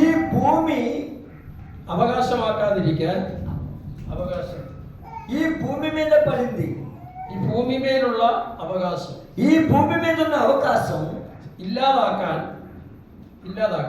అవకాశం లేకుండా చేయడానికి ഈ ഭൂമിയെ പാഴും ശൂന്യമാക്കി കളഞ്ഞു. ఈ భూమిని నిరాకారముగాను శూన్యముగాను దేవుడు చేసేశాడు. ഇനി അതെങ്ങനെയാണ് പാഴും ശൂന്യമാക്കുന്നത് നമുക്ക് കാണാം. ఎలాగా అది శూన్యముగా ఎలాగ నిరాకారంగా ఉందో నేను చెప్తాను. സ്വർഗത്തിൽ ഇരുന്നതായ ദൂതൻ ലൂസിഫർ, పరలోకములో ఉన్నటువంటి దేవదూత అయిన లూసిఫర్ അവന് കൊടുത്തിരുന്ന സ്ഥാനത്തിരുന്നു കൊണ്ട് దానికి ఇచ్చినటువంటి స్థానం నుండి ദൈവത്തിന്റെ സ്ഥാനത്തിനായിട്ട് അവൻ ആഗ്രഹിക്കുകയാണ്. అది దేవుని స్థానంలోకి వెళ్ళాలని అనుకున్నది. ഇത് ദൈവം അറിഞ്ഞിട്ട് అది దేవుడికి తెలిసి ഇവനെ വെട്ടി താഴേക്ക് ഇടുകയാണ്. దాన్ని కిందకు త్రోసివేశాడు. ഇനി നമുക്ക് ഈ പിശാചിനെ നമുക്ക് കാണാൻ പറ്റും. యెహెజ్కేలు ప్రవాచకന്റെ పుస్తకం. ఈ విషయము యెహెజ్కేలు గ్రంథము 28వ అధ్యాయం 28వ అధ్యాయము അതിന്റെ 14ാം വാക്യം മുതൽ 14వ వాక్యం మొదలు അതിന്റെ 11ാം വാക്യം മുതൽ 11వ వాక్యం మొదలు చదువుదాం. ഒരു നിമിഷം ശ്രദ്ധിക്കുക. വായിക്കുന്നതിന് മുൻപ് ఒక నిమిషం వినండి. చదివే ముందు പഴയ നിയമത്തിലുടനീളം, പഴയ പുസ്തകത്തിലുടനീളം, പഴയ നിയമ പുസ്തകത്തിലുടനീളം, ഓൾഡ് ടെസ്റ്റ്മെന്റിലുടനീളം, పాత నిబంధన గ్రంథంలో ఉన్నటువంటి ദൈവം പോരാടിക്കൊണ്ടിരുന്നത്, దేవుడు పోరాడుచున్నది ജഡരക്തങ്ങളോടായിരുന്നു, മനുഷ്യനോടായിരുന്നു. మనుషుని ద్వారా పోరాడుచున్నాడు.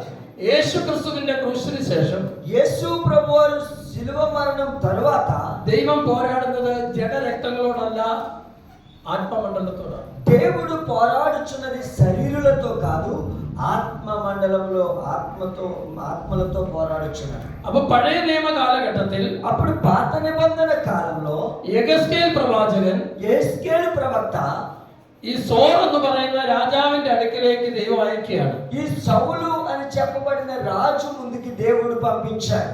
యెహెజ్కేలు സോർ രാജാവിന്റെ മുന്നിൽ ചെന്ന് നിന്നിട്ട്, యెహెజ్కేలు సౌలు రాజు ముందుకి వెళ్ళి സോർ രാജാവിനെ നോക്കി പറയുന്ന വാക്കുകളാണ് നമ്മൾ താഴെ കാണുന്നത്. సౌలు రాజు ఎదుటి రాజును చూస్తూ చెప్తున్న మాటలు మనము చూస్తున్నాం ఇక్కడ. വായിച്ചോ?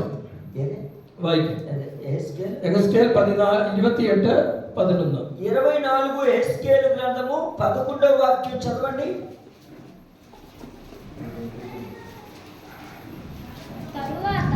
మరియు యెహోవా వాక్కు నాకు ప్రత్యక్షమయ్యేలా సెలవిచ్చెను.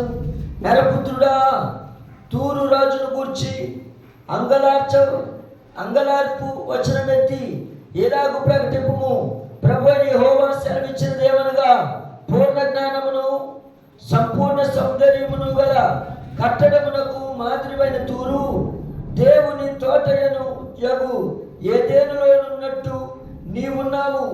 మాణిక్యము, గోమేదకము, సూర్యకాంతమని, రక్తవర్ణపు రాయి, సులిమాని రాయి, మరకతము, నీలము, పద్మరాగము, మాణిక్యము అను అమూల్య రత్నములతోను బంగారముతోను నీవు అలంకరింపబడి ఉన్నావు.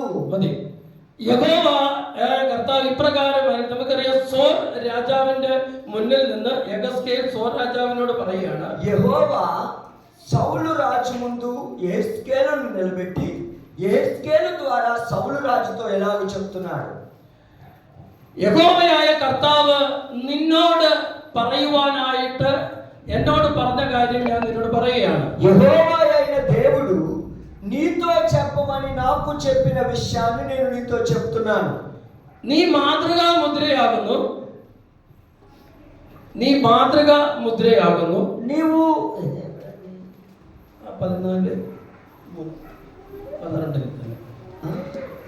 12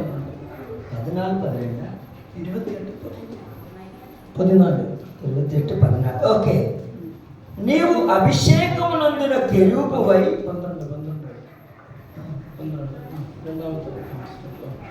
ఓకే. നീ മാതൃകാ മുദ്രയാകുന്നു. നീ ജ്ഞാന സമ്പൂർണ്ണനാകുന്നു. పూర్ణ జ్ఞానమును సంపూర్ణ సౌందర్యమును గల. ഇത് ഇത്രയും കാര്യം ഒരു മനുഷ്യനെ നോക്കി പറയാൻ പറ്റും. కట్టడమునకు మాదిరి అయిన తూరు అని మనుష్యుని చూసి చెప్పడానికి సాధ్యమే. ഇനി ബാക്കി പറയുന്നത് കേട്ടോ. మనం ఇంకా ఏం చెప్తున్నారో చూద్దాం. చూడండి. നീ ദൈവത്തിന്റെ തോട്ടമായ ഏദനിലായിരുന്നു. నీవు దేవుని యొక్క తోట అయినటువంటి ఏదెనులో ఉన్నట్టు. നമ്മള് നേരത്തെ ചോദിച്ചു മനുഷ്യനെ സൃഷ്ടിച്ചത് എവിടെയാണെന്ന് ചോദിച്ചപ്പോൾ നിങ്ങൾ ഉത്തരം പറഞ്ഞു ഏദൻ തോട്ടത്തിലാണ്. నేను మిమ్మల్ని మొదటగా అడిగినప్పుడు దేవుడు మనుషుని ఎక్కడ సృష్టించాడు అంటే ఏదెను తోటలో అని మీరు చెప్పారు. അപ്പോൾ മനുഷ്യനെ ഏദനിലല്ല സൃഷ്ടിച്ചത്. మనుషుని ఏదెను తోటలో కాదు సృష్టించినది. എന്നാൽ ഏദനിൽ ഒരു സൃഷ്ടി നടന്നിരുന്നു. ఏదెనులో ఒక సృష్టి జరుగుతూ ఉన్నది. അതാണ് ഇവിടെ വായിക്കുന്നത്. നീ ദൈവത്തിന്റെ തോട്ടമായ ഏദനിലായിരുന്നു. అది ఇక్కడ రాయబడింది దేవుని తోట అయినటువంటి ఏదెనులో. ഈ സോർ രാജാവ് ഏദൻ തോട്ടത്തിൽ പോയിട്ടില്ലല്ലോ. ఈ సౌలు రాజు ఏదెను తోటలోకి వెళ్ళాడా? അപ്പോൾ സോർ രാജാവ് ഇരിക്കുന്നത് ആരാണെന്നാണ് ഇപ്പോൾ വെളിപ്പെടാൻ പോകുന്നത്. అప్పుడు సౌలు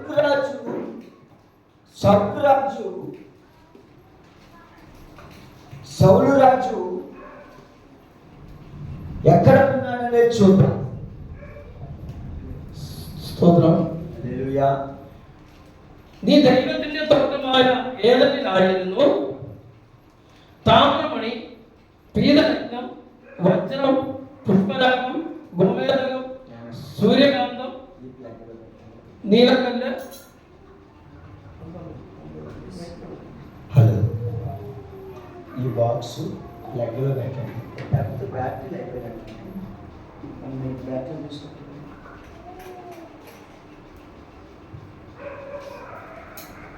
ఇక్కడ చెప్పబడినటువంటి ఇక్కడ మాణిక్యము, గోమేదకము, సూర్యకాంతమని, రక్తవర్ణపు రాయి, సులిమాని రాయి, మరకతము, నీలము, పద్మరాగము, మాణిక్యము అని అమూల్య రత్నములలోను బంగారములతోను నీవు అలంకరించబడి ఉన్నావు.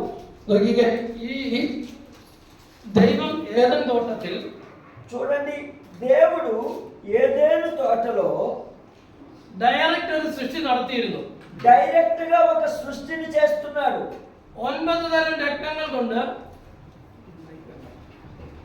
9 തരം രത്നങ്ങൾ കൊണ്ട് താമ്രമണി. നിങ്ങൾ എണ്ണി നോക്കിക്കേ. 9 రత్నములు ఇక్కడ చూపిస్తున్నాడు. എത്ര എണ്ണി നോക്കിക്കേ. ఎన్ని ఉన్నాయో చదవండి. అక్కడ 9 రకాల రత్నాలు చదవండి. താമ്രമണി എണ്ണിക്ക. പീതരത്നം చూడండి అక్కడ ఎన్ని రకాల రత్నాలు ఉన్నాయో. പുഷ്പരാഗം, ഗോമേതകം, സൂര്യകാന്തം, നീലക്കല്ല്, മാണിക്യം, മരതകം. എത്ര ഉണ്ട്? ఇక్కడ ఎన్ని ఉన్నాయి మొత్తం రాని చెప్పండి. 9 തരം രത്നങ്ങൾ കൊണ്ട് ഏദൻ തോട്ടത്തിൽ ദൈവം സൃഷ്ടിച്ച ഒരു സൃഷ്ടിയാണ്. സോരാജാവാണോ? 9 రకాల రాళ్ళతోటి దేవుడు ఏదెను తోటను సృష్టించాడు. 9 തരം രത്നങ്ങൾ കൊണ്ട് 9 రకాల రత్నాలతో ഏദൻ തോട്ടത്തിൽ ఏదెను తోటలో ദൈവത്തിന്റെ കൈപ്പണിയായി ഡയറക്റ്റ് സൃഷ്ടിച്ച, దేవుని యొక్క చేతితో డైరెక్ట్ గా సృష్టించిన ഈ దూതന്റെ పేരാണ്, ఈ దూత పేరే നമ്മൾ വിളിക്കപ്പെടുന്ന ലൂസിഫർ. మనము పిలుస్తున్నటువంటి లూసిఫర్. ഏദൻ തോട്ടത്തിൽ ഫസ്റ്റ് സൃഷ്ടി നടക്കുന്നു. ఏదెను తోటలో మొదట సృష్టి నడిచింది. 9 തരം രത്നങ്ങൾ കൊണ്ട് సౌందర్యం సంపూర్ణనాయ 9 రకాల రత్నములతో సౌందర్య సంపూర్ణుడైనటువంటి ഒരു സൃഷ്ടി അവിടെ നടക്കുന്നു. అక్కడ ఒక సృష్టి జరుగుతూ ఉన్నది. ഈ സോരാജാവിൽ ഇപ്പോൾ ഇരിക്കുന്നത്, ఈ సౌలు రాజు ఇప్పుడు కూర్చున్నది, ഈ പവറാണ്, ഈ ആത്മാവാണ്. ఈ ఆత్మ, ఈ యొక్క శక్తి ఆయనలో ఉన్నది. അപ്പോൾ എഗസ്കേൽ സോർ രാജാവിനോട് സംസാരിക്കുമ്പോൾ అప్పుడు యెహెజ్కేలు సౌలు రాజుతో మాట్లాడుతున్నప్పుడు സോർ രാജാവിൽ ഇരിക്കുന്നത് సౌలు రాజులో కూర్చున్నది ഈ ലൂസിഫർ ആണ്. ఈ లూసిఫర్. ഇനി താഴോട്ട് വായിച്ചോ, 9 താഴോട്ട് വായിച്ചോ. ఆ కిందకి చదవండి. അതേ വാക്യം. 14. നീ ചിറക് വിടർത്ത് മറയ്ക്കുന്ന കെരൂബാകുന്നു. అక్కడ రాయబడింది, అభిషేకమునందున కెరూబువైన యొక్క ఆశ్రయముగా నీ ఉంటివి. ഞാൻ നിന്നെ വിശുദ്ധ ദേവപർവ്വതത്തിൽ ഇരുത്തിയിരുന്നു. నేను నిన్ను నియమించితిని. ഞാൻ നിന്നെ വിശുദ്ധ ദേവപർവ്വതത്തിൽ ഇരുത്തിയിരുന്നു. దేవునికి ప్రతిష్ఠించబడిన యొక్క పర్వతము మీద నీ ఉంటివి. നീ അഗ്നിമയ രഥങ്ങളുടെ മധ്യേ സഞ്ചരിച്ചു. కాలుచున్న రాళ్ల మధ్యను నీవు సంచరించుచుంటివి. നിന്നെ സൃഷ്ടിച്ച നാൾ മുതൽ నీవు నియమింపబడిన దినము మొదలుకొని നിന്നിൽ നീതികേട് കണ്ടതുവരെ పాపమును యందు కనబడు పర్యంతము നീ നടപ്പിൽ നിഷ്കളങ്കനായിരുന്നു. నీ ప్రవర్తన విషయంలో నువ్వు యథార్థముగా నుంటివి. ആരെ കുറിച്ചാ സാക്ഷ്യം പറയുന്നത്? ఎవరి గురించి సాక్ష్యం చెప్తున్నాడు? ഈ ലൂസിഫറിനെ കുറിച്ച് ദൈവം പറയുന്ന സാക്ഷ്യമാണ്. సాతానుడైనటువంటి లూసిఫర్ గురించి దేవుడు చెప్తున్న సాక్ష్యం. നിന്നെ സൃഷ്ടിച്ച നാൾ മുതൽ నిన్ను సృష్టించినది మొదలుకొని നിന്നിൽ നീതികേട് കണ്ടതുവരെ నీవు നീതികേട് കണ്ടതുവരെ നീ നടപ്പിൽ നിഷ്കളങ്കനായിരുന്നു. ప్రవర్తన చూసినంత వరకు നടപ്പിൽ നിഷ്കളങ്കനായിരുന്നു. నీ ప్రవర్తన నిష్కల్మషముగా ఉన్నది. അപ്പോൾ സൃഷ്ടിച്ച നാൾ മുതൽ പാപം ചെയ്യുന്നത് വരെ ഈ ലൂസിഫർ എന്തായിരുന്നു? നിഷ്കളങ്കൻ ആയിരുന്നു. ఈ యొక్క లూసిఫర్ సృష్టించినది మొదలుకొని పాపం చేయు వరకు కూడా నిష్కల్మషంగా ఉన్నది. 16వ వాక్యం వాయించి. 16వ వాక్యం చదవండి. అయితే నీకు కలిగిన విస్తారమైన వర్తకము చేత లోపల నీవు అన్యాయము పెంచుకొని పాపము చేయుచు వచ్చితివి కనుక దేవుని పర్వతము మీద నీ ఉండకుండా నేను నిన్ను అపవిత్రపరచెదను. ఆశ్రయముగా ఉన్న కెరూబు కాలుచున్న రాళ్ళ మధ్యను నీవికను సంచరింపవు. నిన్ను నాశనము చేతును. నీ సౌందర్యము చూచుకొని నీవు గర్వించిన వాడవై నీ తేజస్సు చూసుకొని నీ జ్ఞానమును చెరుపుకొంటివి. కావున నేను నిన్ను నేలను పడవేసేదను. రాజులు చూచుచుండగా నిన్ను హేళనకు అప్పగించెదను. అప్పుడు నిന്റെ సౌందర్య నిమిత్తం నిന്റെ హృదయం గర్వించు. అక్కడ నీ సౌందర్యమును చూసుకొని నీ హృదయము గర్వించినది. നിന്റെ ప్రభ నిమిత్తం നീ നിന്റെ ജ്ഞാനത്തെ വഷളാക്കി. నీ తేజస్సు చూసుకొని నీ జ్ఞానమును చెరుపుకొంటివి. ഞാൻ നിന്നെ നിലത്ത് തള്ളിയിട്ടു. కావున నేను నిన్ను నేలను పడవేసేదను. സ്വർഗത്തിൽ നിന്നും పరలోకమందున్న ഈ ലൂസിഫറിനെ നിലത്തിലേക്ക് തള്ളിയിടുകയും ఈ లూసిఫర్ అనేది నేల మీదకి పడగొట్టబడింది. എന്താണ് ഇവന്റെ ഉള്ളിലുണ്ടായ നിഗളം? എന്താണ് ఆ యొక్క తన హృదయములో ఉన్నటువంటి విషయం ఏమై ఉన్నది? യെശയ്യാ പ്രവാചകന്റെ പുസ്തകം 14ാം അധ്യായം యెషయా ప్రవచన గ్రంథము 14వ అధ్యాయము 12ാം వాക്യം വായിച്ചേ. 12వ వాక్యం చదవండి. యెషయా గ్రంథం 14వ అధ్యాయం 12వ వాక్యము. വായിച്ചേ. నేను ఆకాశమునకు ఎక్కిపోయేదను. తేజో నక్షత్రమా, వేకువ చుక్క, నీవెట్లు ఆకాశము నుంచి పడితివి. జనములను పడగొట్టిన నీవు నేల మట్టము వరకు ఎట్లు నరకబడితివి. నేను ఆకాశమునకు ఎక్కిపోయేదను. దేవుని నక్షత్రములకు పైగా నా సింహాసనమును హెచ్చింతును. ఉత్తర దిక్కునున్న సభాపర్వతం మీద కూర్చుందును. మేఘమండలం మీదకి ఎక్కెదను. మహోన్నతునితో నన్ను సమానునిగా చేసుకొందును అని నీవు మనస్సులో అనుకొంటివి కదా.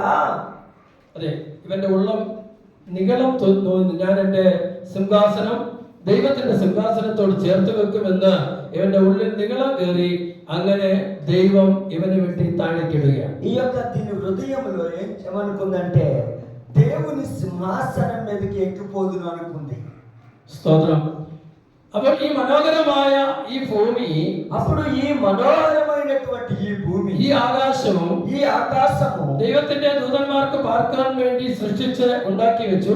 దేవుని యొక్క దూతలు నివసించుట కొరకై సృష్టించి ఆయన కలుగు చేస్తున్నాడు. ആ സമയം സ്വർഗത്തിൽ അവിടെ ഇരുന്ന ദൂതൻ ദൈവത്തോട് മത്സരിച്ചു, പാപം ചെയ്തു, അവനെ വെട്ടി നിലത്തേക്ക് ഇടുകയാണ്. అప్పుడు పరలోకములో ఉన్నటువంటి దూతలు దేవునికి యొక్క మార్గమును తప్పి పాపం చేయటం వలన ఈ భూమి మీదకి త్రోసివేయబడ్డారు.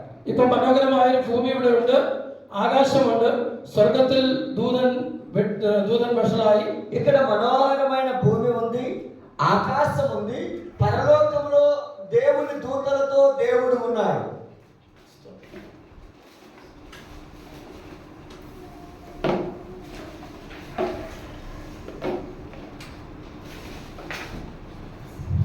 ఈ మనోహరമായ భూమిയെ, ఈ మనోహరమైనటువంటి భూమి ఈ పిశాచు కైవశమాకాదిరిക്കാൻ, ఈ సాతానుడు తన చేతిలోనికి లాగేసుకోవటానికి ఈ భూమిയെ దైవం పాഴും శూన్యమాക്കി കളയുക.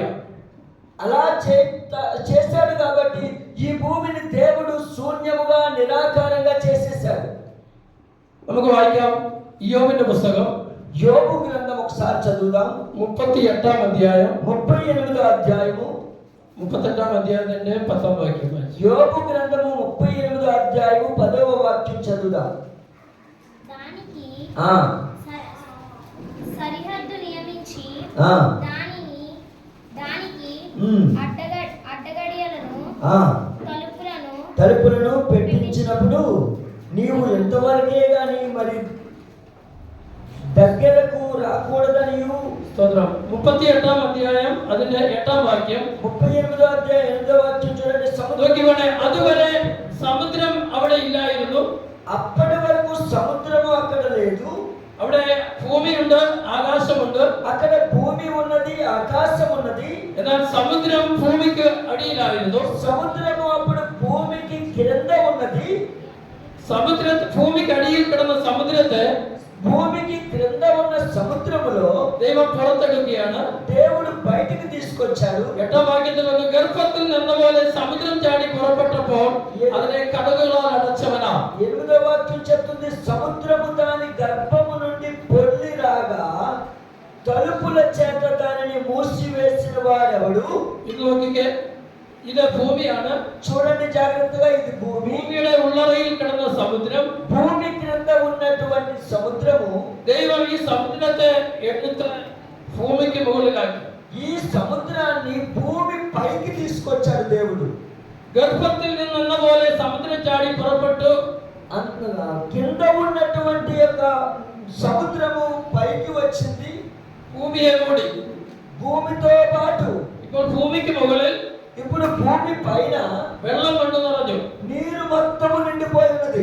സ്തോത്രം, സ്തോത്രം. ഇപ്പൊ മനസ്സിലായി, ഭൂമിക്കുള്ളറയിൽ കിടന്ന ఇప్పుడు అర్థమవుతుందా? భూమి క్రింద ఉన్నటువంటి సముద్రത്തെ భూమికి മുകളിലാക്കി భూమిని మీదకి సముద్రాన్ని తీసుకొచ్చి. സ്തോത്രം. 9ാം വാക്യം വായിച്ചേ. 9వ వాక్యం చదవండి. మేఘమును నేను మేఘమును దానికి వస్త్రముగాను. അന്ന് ഞാൻ മേഘത്തെ അതിനെ ഉടുപ്പും నేను మేఘమును దానికి వస్త్రముగాను, അതിന് കൂരില് അതിനെ ചുറ്റാടയുമാക്കി. గాఢాంధకారమును దానికి పొత్తిగుడ్డగాను వేసినప్పుడు. നോക്കിക്കോളെ, ഇപ്പോ കൂരില് ഇരുട്ട് ആദ്യ ഭൂമിയെ വെള്ളം കൊണ്ട് മൂടി. మొదట భూమి నీటితో నిండిపోయింది. അതിന് മുകളിൽ ഇരുട്ട് കൊണ്ട് മൂടി ദൈവം. దాని మీద చీకటితో కప్పివేయబడింది. ഇരുട്ട് കൊണ്ട് ഫുള്ള് ഇരുട്ടായി, మొత్తము చీకటి అయిపోయింది. ഇപ്പൊ നോക്കണേ, ആ ഭൂമി, ఈ భూమి, വെള്ളം, నీరు, ഇരുട്, చీకటి, ആകാശം. ఆకాశం. മനസ്സിലാവുന്നുണ്ടോ? అర్థమవుతుందా? ഭൂമിയുടെ ഉള്ളറയിൽ കിടന്ന വെള്ളത്തെ മുകളിലാക്കി, భూమి కింద ఉన్న నీటితో భూమిని నింపివేసి, അതിന്റെ മുകളിൽ കൂരിട്ട് നിറച്ചു, దాని మీద చీకటితో నింపి, അതിന്റെ മുകളിൽ ആകാശം, దాని మీద ఆకాశం నుంచారు. ഇനി ഈ സ്വർഗത്തിൽ നിന്നും ഈ ദൂതനെ വെട്ടി താഴേക്കിടുകയാണ്. ఈ పరలోకంలో నుంచి ఈ దూతను పంపివేసినప్పుడు, സ്വർഗത്തിൽ നിന്ന് ദൂതനെ വെട്ടി താഴേക്കിടുന്നു. పరలోకంలో నుంచి దూతను త్రోసివేసినప్పుడు അവൻ നേരെ വന്ന് വീഴുന്നത് ഈ ഇരുട്ടിലേക്കാണ്. అది నేరుగా వచ్చింది ఎక్కడికంటే చీకటిలోకి వచ్చింది. അപ്പോൾ ദൈവം പാഴും ശൂന്യമാക്കിയ ഈ ഭൂമിയിൽ ഇരുട്ടിലേക്ക് ഈ ദൂതൻ വന്ന് വീഴുന്നു. గమనించండి, ఈ భూమిని నీటితో కప్పేసి సముద్రం ఉండగా సముద్రం మీద పిల్లల చీకటితో ఉన్నటువంటి ఆ స్థలంలోనికి ఆ దూతను పడద్రోసి వేసి ఉన్నాడు. ഇപ്പൊ മനസ്സിലാവുന്നുണ്ടോ നിങ്ങൾക്ക്? ఇప్పుడు అర్థమవుతుందండి? അപ്പോൾ അഹങ്കരിച്ച ദൂതനെ വെട്ടി അവന് വേണ്ടി ഒരുക്കി വെച്ചിരുന്ന ഭൂമി അവകാശമാക്കാതിരിക്കാൻ ഈ ഭൂമിയെ പാഴ്ശൂന്യമാക്കി. అప్పుడు గర్వించినటువంటి దూతను పడగొట్టడానికి భూమి మీద అవకాశం లేకుండా దానిని సముద్రముతో కప్పివేసి ఉన్నాడు. സ്തോത്രം. മനസ്സിലായോ? అర్థమైందా? ഇനി ഈ ഇരുളിലൂടെ, ఈ చీకటిలో ఉన్నటువంటి ഈ വെള്ളത്തിലൂടെ, ఈ నీటిలో నుండి ഈ ഭൂമിയെ ഇവൻ അവകാശമാക്കാതിരിക്കാൻ ఈ భూమి మీద అవకాశం తీసుకోవడం కొరకు ഇരുളിനും വെള്ളത്തിനും മധ്യേ ఆ యొక్క నీటిని మరియు చీకటి మధ్యలో പരിശുദ്ധാത്മാവിനെ നിർത്തി. పరిశుద్ధాత్ముడు వచ్చి ఉన్నాడు. ഇപ്പോൾ ഭൂമി, ఇప్పుడు భూమి ఉన్నది. ఇప్పుడు భూమి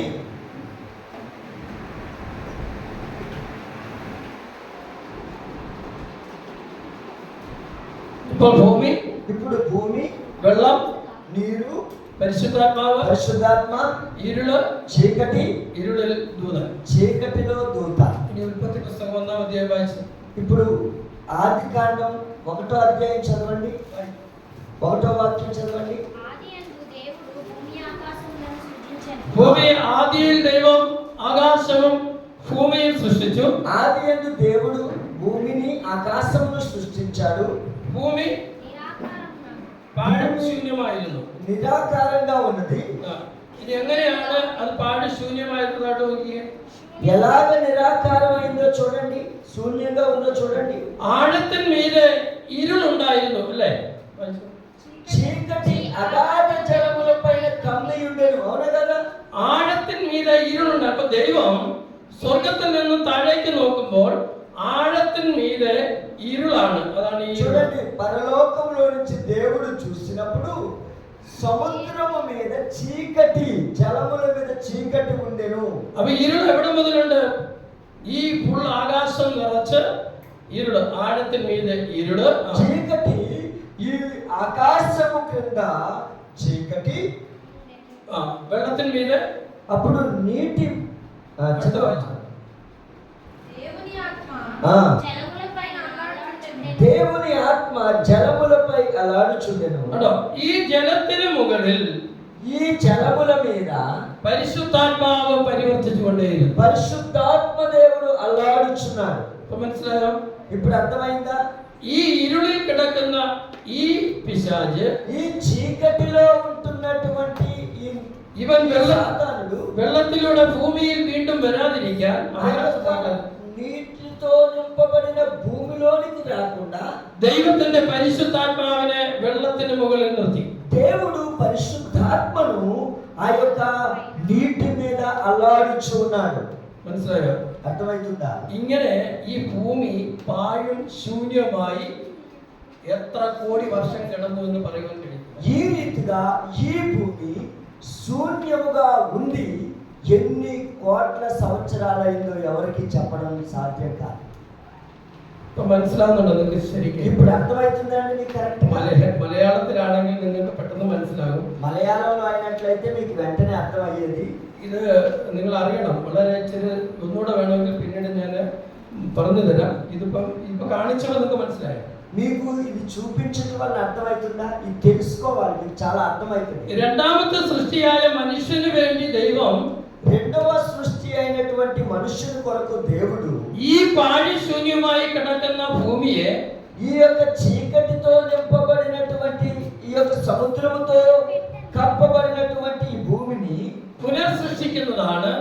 మరలా సృష్టించి ఉన్నాడు. ഉൽപ്പത്തി പുസ്തകത്തിൽ നമ്മൾ ഇനിയും താഴോട്ട് കാണുന്നത്. ఆ యొక్క ఆది కాండంలో ఇంకా మనం కిందకి చూస్తున్నది కనబడేది. ഇത് ഇനി നിങ്ങൾക്ക് ഇനി പെട്ടെന്ന് മനസ്സിലാവും. ഇപ്പൊ സമയം കഴിഞ്ഞു അല്ലേ? സമയം കഴിഞ്ഞു.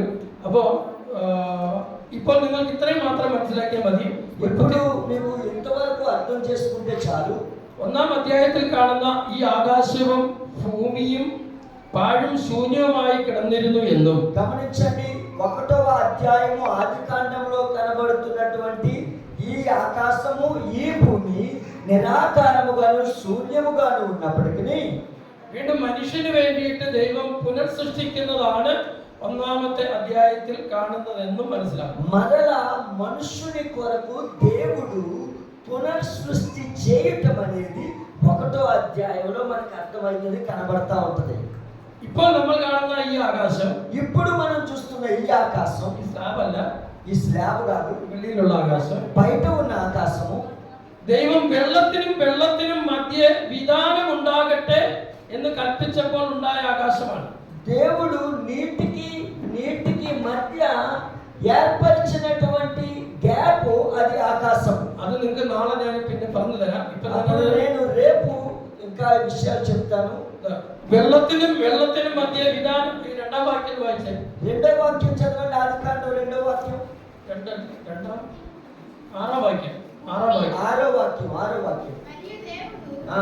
జలముల మధ్య జలముల మధ్య ఒక విశాలమును ఒక విశాలమును కలుగజేసి ఆ జలములను ఈ జలములను వేరుపరచును గాని వేరుపరచును గాకని పలికెను. దేవుడు ఆ విశాలమును చేసి ఆ విశాలము క్రింద జలములను విశాలము మీద జలములను వేరుపరచగా ఆ ప్రకారమాయను. അപ്പൊ ഇവിടെ നമ്മൾ കാണുന്നത്, ఇక్కడ మనకి కనబడుతున్నది, ഈ വെള്ളം ഭൂമിയെ മൂടി നിൽക്കുമ്പോൾ ఈ యొక్క భూమి మీద నీరు ఉన్నప్పుడు മനുഷ്യനായ നമുക്ക് പാർക്കേണ്ടതിന് మనుషులమైన మనము నివసించడానికి ദൈവം മറ്റൊരു ആകാശത്തെ സൃഷ്ടിക്കുന്നു. దేవుడు మరొక ఆకాశమును సృష్టిస్తున్నాడు. രണ്ടാം ദിവസമാണ് ആകാശത്തെ സൃഷ്ടിക്കുന്നത്. రెండవ రోజు ఆకాశమును సృష్టిస్తున్నాడు. അത് വെള്ളത്തിനും മധ്യേ വിധാനം ഉണ്ടാകട്ടെ എന്ന് കൽപ്പിച്ചു. అది నీటికి మధ్య చదువునగా ആകാശം വിധാനം ആകാശം. నీటికి మధ్య వేరుపరచెను. ఈ విధానത്തിന് ఆకాశం എന്ന് പേരിട്ടു. ఈ రీతిగా ఏర్పరచబడిన దీనికి ఆకాశము అని పేరు పెట్టారు. അല്ലേ? ശരിയല്ലേ? വെള്ളത്തിനും മധ്യേ నీటికి మధ్యలో విధానం ഉണ്ടാകട്ടെ എന്ന് കൽപ്പിച്ചു. ఆయన స్థలము ఉండునుగా అని చెప్పారు. వేరుపరిచారు. విధానത്തിന് ఆకాశం എന്ന് പേരിട്ടു. వేరుపరిచిన దానికి ఆకాశము అని పేరు పెట్టారు. അല്ലേ? മനസ്സിലായല്ലോ? ఇപ്പൊ എങ്ങനെ കിടക്കുന്നു? ఇప్పుడు ఎలా ఉంది? ഭൂമിക്ക് മീതെ വെള്ളം, భూమి మీద నీరు, വെള്ളത്തിന് മീതെ ആകാശം, నీరు మీద ఆకాశం, ఆకాశത്തിന് മീതെ వెള്ളം, మరలా ఆకాశం మీద నీరు, അതിനു മുകളിൽ പരിശുദ്ധാത്മാവ്, దాని మీద పరిశుద్ధాత్ముడు, അതിനു മുകളിൽ ഇരുട്ട്, దాని మీద చీకటి, పిశాచం. చీకటిలో ఉన్నటువంటి అపవాది సాతానుడు లూసిఫర్. ഇതാണ് രണ്ടാം ദിവസം കാണുന്നത്. ఇది రెండవ రోజు సృష్టి మనకి కనబడుతున్నది. നമ്മൾ കാണുന്നത് പോലെ మనము చూసిన రీతిగా ഒന്നാം ദിവസം എത്ര മണിക്കൂറാ? మొదటి రోజు ఎన్ని గంటలు? ഒന്നാം ദിവസം സന്ധ്യയായി ഉഷസ്സായി. మొదటి రోజు పగలు రాత్రి అయినది. ഒന്നാം ദിവസം 1వ రోజు അന്ന് സൂര്യനില്ല, అప్పుడు సూర్యుడు లేడు, ചന്ദ്രനില്ല. చంద్రుడు లేడు. പിന്നെ എങ്ങനെ ഒന്നാം ദിവസം? ఎలాగ 1వ రోజు అయింది? നാലാം ദിവസമാണ് സൂര്യനും ചന്ദ്രനും ഉണ്ടായത്. 4వ రోజు సూర్యుడిని చంద్రుడిని కలుగజేశాడు దేవుడు. അപ്പൊ ഒന്നാം ദിവസത്തിന്റെ ദൈർഘ്യം എത്ര? మొదటి రోజు లెక్క ఎలాగ వేస్తాం? ఉదయం సాయంత్రం అని 24 മണിക്കൂറാണോ? 24 గంటలు కదా. 24 മണിക്കൂറല്ല, 24 గంటలు కాదు. ഒരുപാട് വിഷയങ്ങളാണ്. అది చాలా గొప్ప విషయాలు. നിങ്ങൾക്കത് മനസ്സിലാവണമെന്നില്ല. అది మీకు అర్థం కాదు. പതുക്കെ പറഞ്ഞു തരാം. కొద్దిగా చెప్పాలి మనకి. ഇത് ഇപ്പോൾ ഇത്രയും മനസ്സിലായി.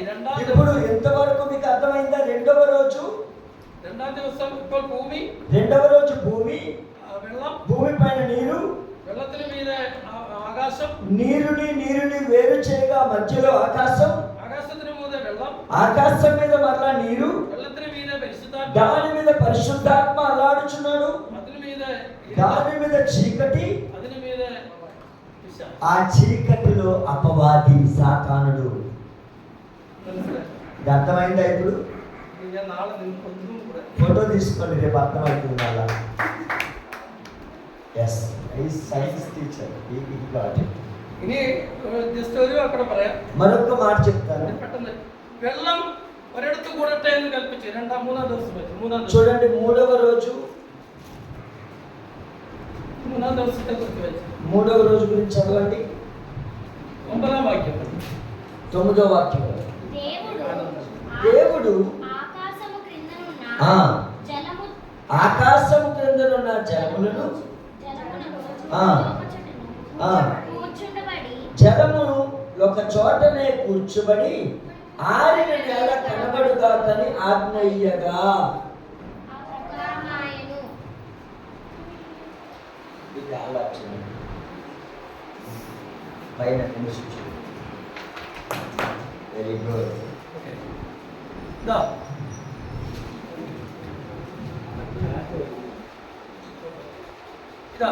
ഭൂമി വെള്ളം, నీరు, ఆకాశത്തിന് కీഴിലുള്ള വെള്ളം, ఆకాశం క్రింద ఉన్న నీరు ഒരിടത്ത് കൂടട്ടെ എന്ന് కల్పించు. ఆ క్రింద ఉన్న నీరు ఏకమౌనుగాక అని చెప్పాడు. ഇതിന് సముద్రం എന്ന് పేరిట్టు. ఇప్పుడు ఈ ఏకంగా ఉన్న దానంతటికి సముద్రము వేరుపరిచి, భూమిని వేరుపరిచి, ఆ నీళ్లను వేరుపరిచి దీనికి సముద్రం అని పేరు పెట్టాడు. ഉണങ്ങിയ നിലത്തിന് ഭൂമി എന്ന് പേരിട്ടു. ఆ యొక్క ఖాళీ అయినటువంటి ఆ స్థలానికి భూమి అని పేరు పెట్టాడు. മനസ്സിലായോ? అర్థమైందా? ఆకాశത്തിന് కీഴിലുള്ള വെള്ളം ഒരിടത്ത് കൂടട്ടെ എന്ന് കൽപ്പിച്ചു.